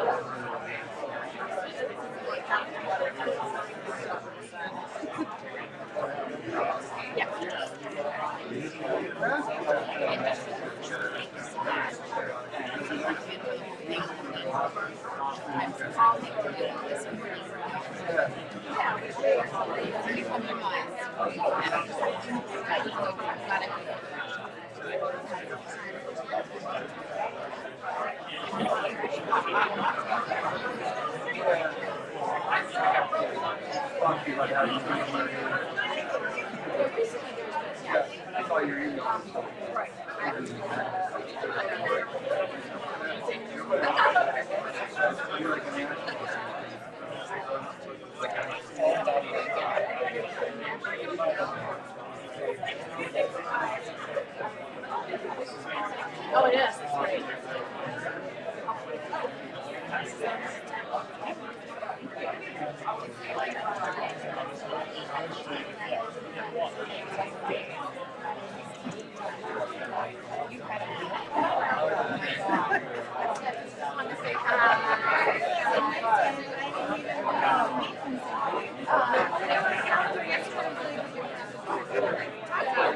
Mark.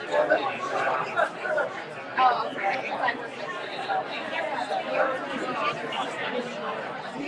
If you want to grab a seat, we're going to get started.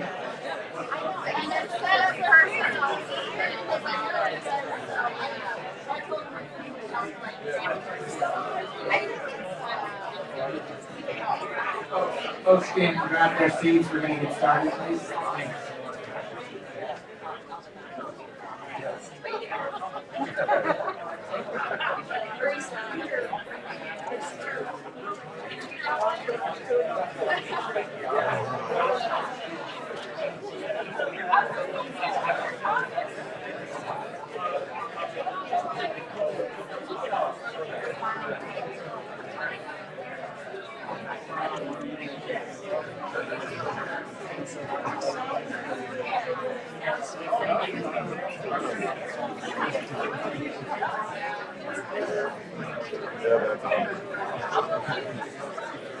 We're all gonna get ready to get started again.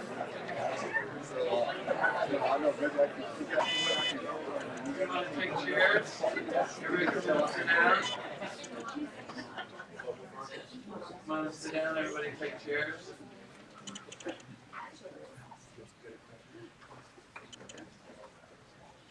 So while everybody's meeting, I got back together with our director of the Department of Transportation and said, all right, you know, we've you want to see some money here for all these trees we've been talking about. So like the true partnership that we're gonna always have going forward, Lake put up 300,000, we're putting up 100,000. That's just the ratio that, I think should be going forward. But, we are gonna put another $400,000 into the tree canopy to get to, this extra 3,000 trees. Thank you, Lake.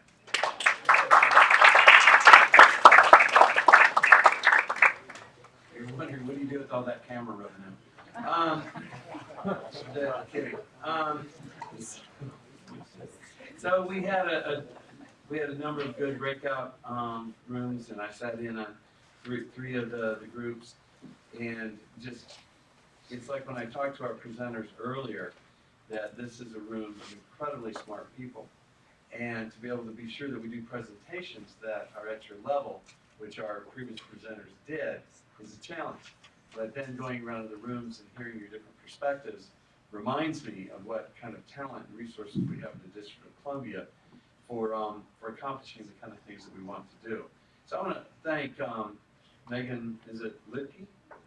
Megan, thank you, and I sat in on yours. Megan's the Director of Sustainability Programs here at American University, and Adele Ashkar, Associate Dean at the College of Professional Studies at George Washington University.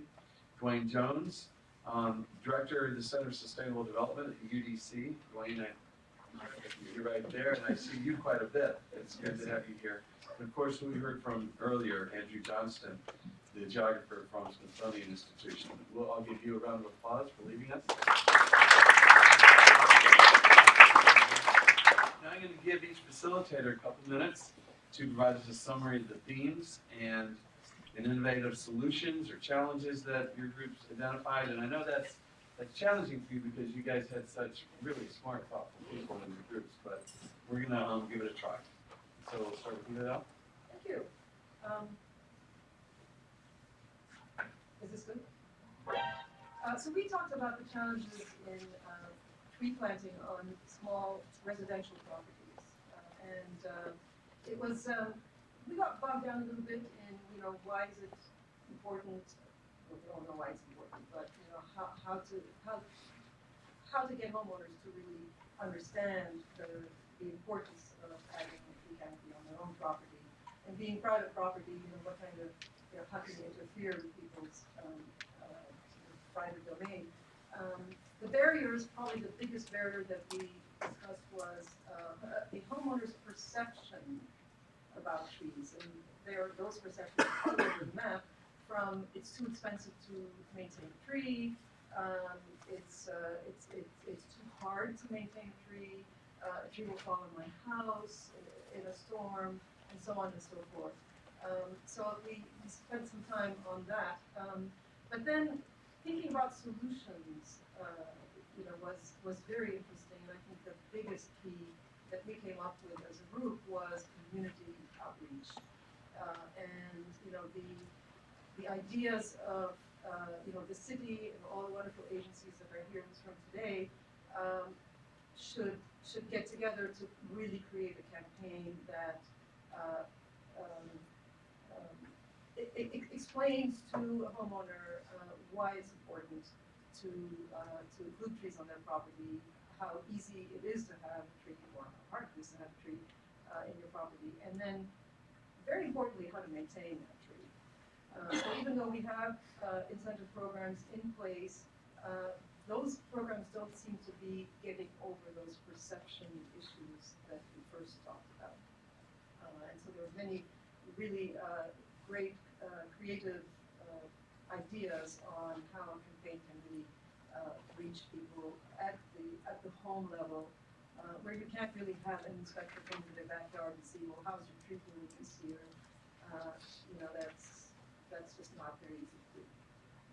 So I'll leave it with that. Thank you very much. Dwayne? And thank you all for being here. I had actually Andrew and I shared the same topic because it was such an interesting and large group we had. We had the overcoming challenges on commercial land, public spaces, and institutions. And there were some overlapping themes. One being perceptions, but also keeping community engagement as a way of overcoming some of those barriers and perceptions. And we narrowed or summarized our statements into 4 thoughts, 4 F's. And we can thank Khalil and some of our teams for this. Focus, functionality, finance, and fellowship. And we think you just address finance by giving more money, so that maybe that barrier is overcome. But some of the specific issues we discussed were challenges or barriers. Number 1 is education, and that education needs to be targeted toward design professionals, the engineering community, and also schools. And we needed a systemic and systematic approach to addressing some of these issues and not focusing on some of the piecemeal spaces and issues that we have across the board. Secondly, we discussed design, some design issues such as how do we increase the tree canopy on new development. Secondly, sightline and right-of-way issues. And we also discussed the maintenance issues. Who will maintain trees in the property once they are installed? We said there was a lack of creativity with materials, and that we needed to identify ways to encourage innovation across the district. Some other underlying themes, lack of support from leadership at some of the organizations, because our group and some in our group believe that leadership is key to driving some of the innovation, encouraging planting more trees across properties across the district. Also, lack of a taxing structure to support these types of issues. And finally, we discussed some solutions, and one was community engagement. Another is the green area ratio program the district has in place, and also offering tax incentives as well. Thank you. Thanks. Megan? We're gonna skip since they have the same. Okay. We have a huge plan. Yeah. We had the other group that had the same theme. It was such a popular topic. Correct me if I'm wrong. It ended up splitting it into two groups. Boy, I wish I could say we had the 4 Gs after the 4 Fs. That was perhaps the most elegant report I've heard in a while. I'll just go through some of the points. I'll skip over some of the, because obviously there was some overlap. We did look over some of the map products that try to illustrate value of trees on individual pieces of property, how that can be better connect with commercial property owners. That some of the connections are possibly easier with residential property owners. In terms of permitting and programs, we talked about, I guess the general theme was that the tree planting for development projects should not always be an afterthought after other things like utilities are put in there, that this needs to be, we discussed ways of incorporating that kind of requiring some sort of tree plants in a permitting process. I think somebody said I loathe to use the word the L word, the legislation word, but there are other ways of potentially getting at that. We talked about how to get the word out of tree programs. There could be with city leaders and maybe leveraging Arbor Day events and so forth. In terms of setting goals for tree canopy for institutional landowners, it would be worthwhile, we thought, for identifying high potential sites, in other words, sites that have a lot of space for expansions in tree canopy, and really focusing efforts on those kinds of areas. We also talked about some of the trade-offs that often happen. You have to weigh increasing tree canopy with what that land is actually going to be used for. And then we did actually talk about maintenance. So one of the issues that came up was how do you actually reach out to tenants in some of these spaces and their use of the land, and how that indicates or how that impacts the tree maintenance. Back to permits and programs, there may be ways of devoting resources during the planning process, so that if there are landowners that need help, not just with imagining where the trees could go, but actually some resource help in making that happen. For DC properties, we talked about maybe setting goals, at least aspirational goals for District of Columbia properties, and then including some involvement of arborists in the making of those plans. And then finally, just 2 quick points about trees, specifically that it's not just about planting new trees, but also maintaining mature trees, which often have your high ecosystem service values. and the point that we should more weight the preservation and the planting of locally not just mature trees, but native species that belong in the area. And if I miss things, feel free to throw tomatoes. Thank you, Andrew. Hi, everyone. First, I'd like to reiterate what so many of my colleagues have said. I'm delighted that you're all here on campus. I've only been the director of sustainability here for a few months, so it's really exciting for me to have this be one of the first events that I've been here for. And I'm really excited to continue partnering with so many of you now that I'm here. So my group talked about how we talk about trees. And so one of the last points we made was that we really need all of the groups that we're meeting today to talk about how we talk about trees. So it's really exciting to hear that you all did. So we talked about using engagement over messaging and including the communities that we're working with in deciding how we're going to talk about trees. So listening to them, hearing what their fears are about trees, their misconceptions about trees, and using those as opportunities to shape the conversation around how trees meet the needs that they know they have, rather than sort of pushing trees and a need at them that they don't relate to. And this community involvement will also allow us to leverage new resources that we currently don't have available to us. The organizations that aren't in this room, but might be engaged when we start making those connections between community needs and what trees can provide in those communities. We talked about how important it is to message appropriately based on the ages that we're working with, the languages that our communities speak with. There's an excellent example of working with Gaudet and not having somebody who spoke sign language on the team and needing that communications piece and recognizing how important that is from the beginning. Using FaceTime whenever possible, asking the community how they want to stay in touch with us. Should we use social media, or do we need to show up at meetings that you're already having in your spaces? Making it really personal. I learned that the National Park Service has a program that tells stories through the point of view of trees. What have the trees witnessed over their lifetime in the communities that those trees reside in? And it's important to remember that community involvement is a slow process, and while we're trying to meet goals with timelines, we need to recognize that it takes a while to bring people on board and to earn their trust and to engage them in these programs. So it needs to be ongoing, and to reach out to the people who already have relationships in those communities, and we can use the trust that their communities already have with them to help move this process along, and to not start from scratch when we don't need to, when those community relationships already exist, even if it's through a different conversation that's happening. And we talked about using community ambassadors and recognizing opportunities for job training when those opportunities exist, so that we can meet other community needs, not just the need for treatment. Great work, everybody. Round of applause. We can take a couple of minutes if there is a particular issue, point, or question that, obviously we can't cover the whole panoply of all tree issues, but if there's anything that either a question for our moderators or a point that you think needs to be made before we close out today. I'd just like to say, We've got internet folks that are wanting to hear exactly what you have to say. Okay, great. Good afternoon. This has been great, this tree summit, it's wonderful energy today, and I would just like to ask, how can we continue the conversation? Well, from our side, that, under Life, they've got, as we all know, a terrific urban forestry department, and then we're hiring someone on our side. And I think between that and then what the mayor just announced in terms of mayoral's order of the commission, Urban Tree Canopy Advisory Council? the Urban Tree Canopy Advisory Council, that you're getting a lot more energy around this now. And what I hope is that we do something similar.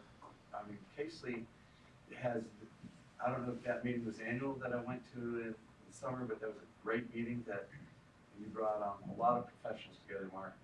So I think that we really need to network with each other, and then go to each other's events, and if we need to pull the government together again, that's what we need to do. Right here.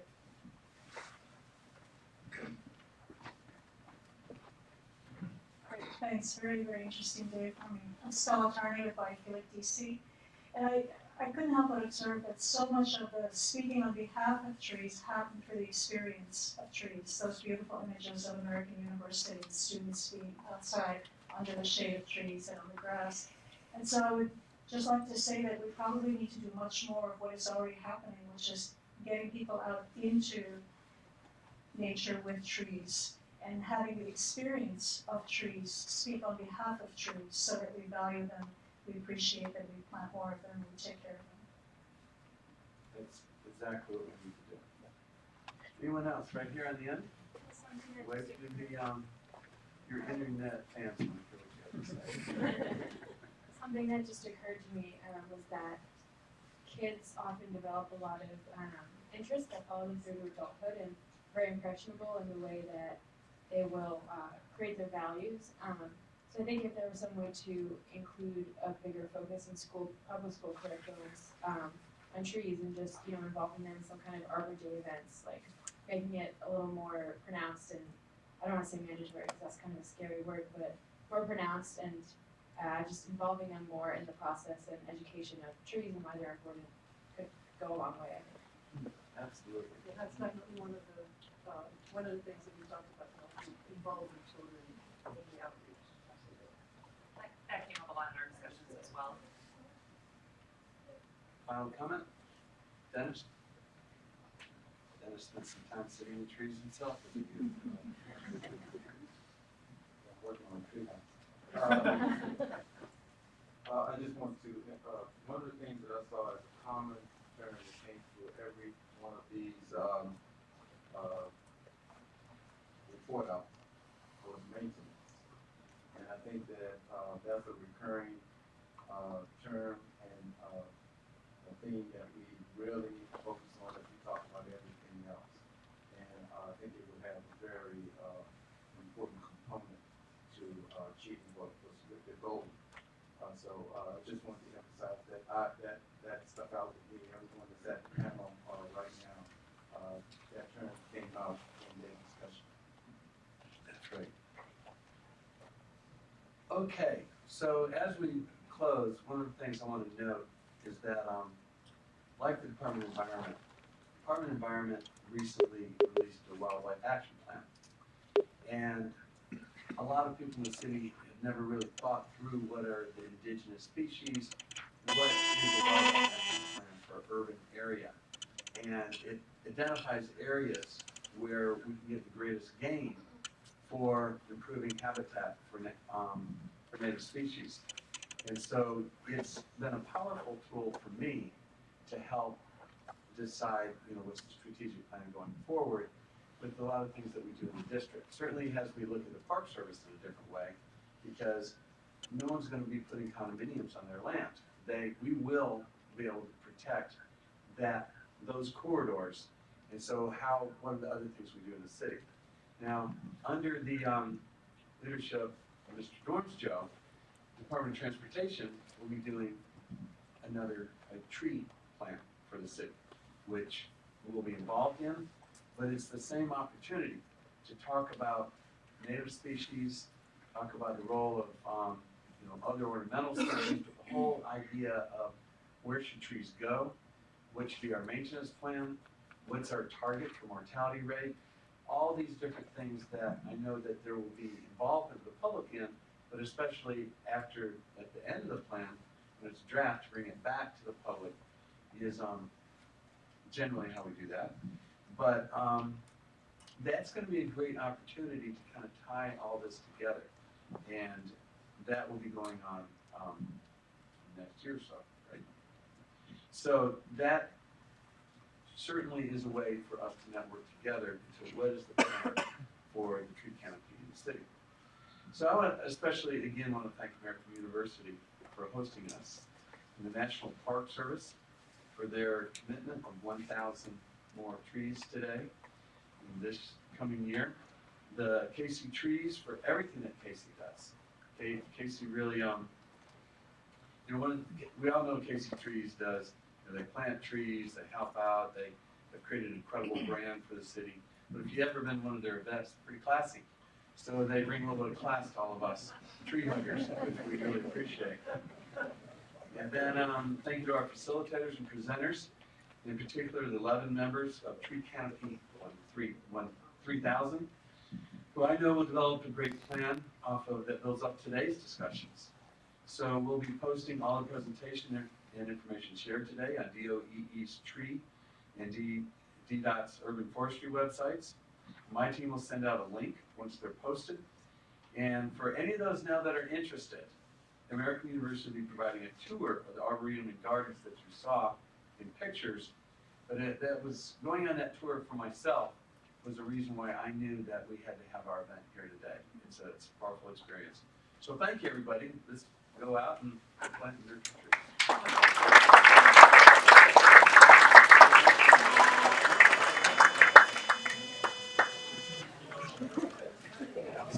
If folks want to go on the tour, just meet at the top of the stairs.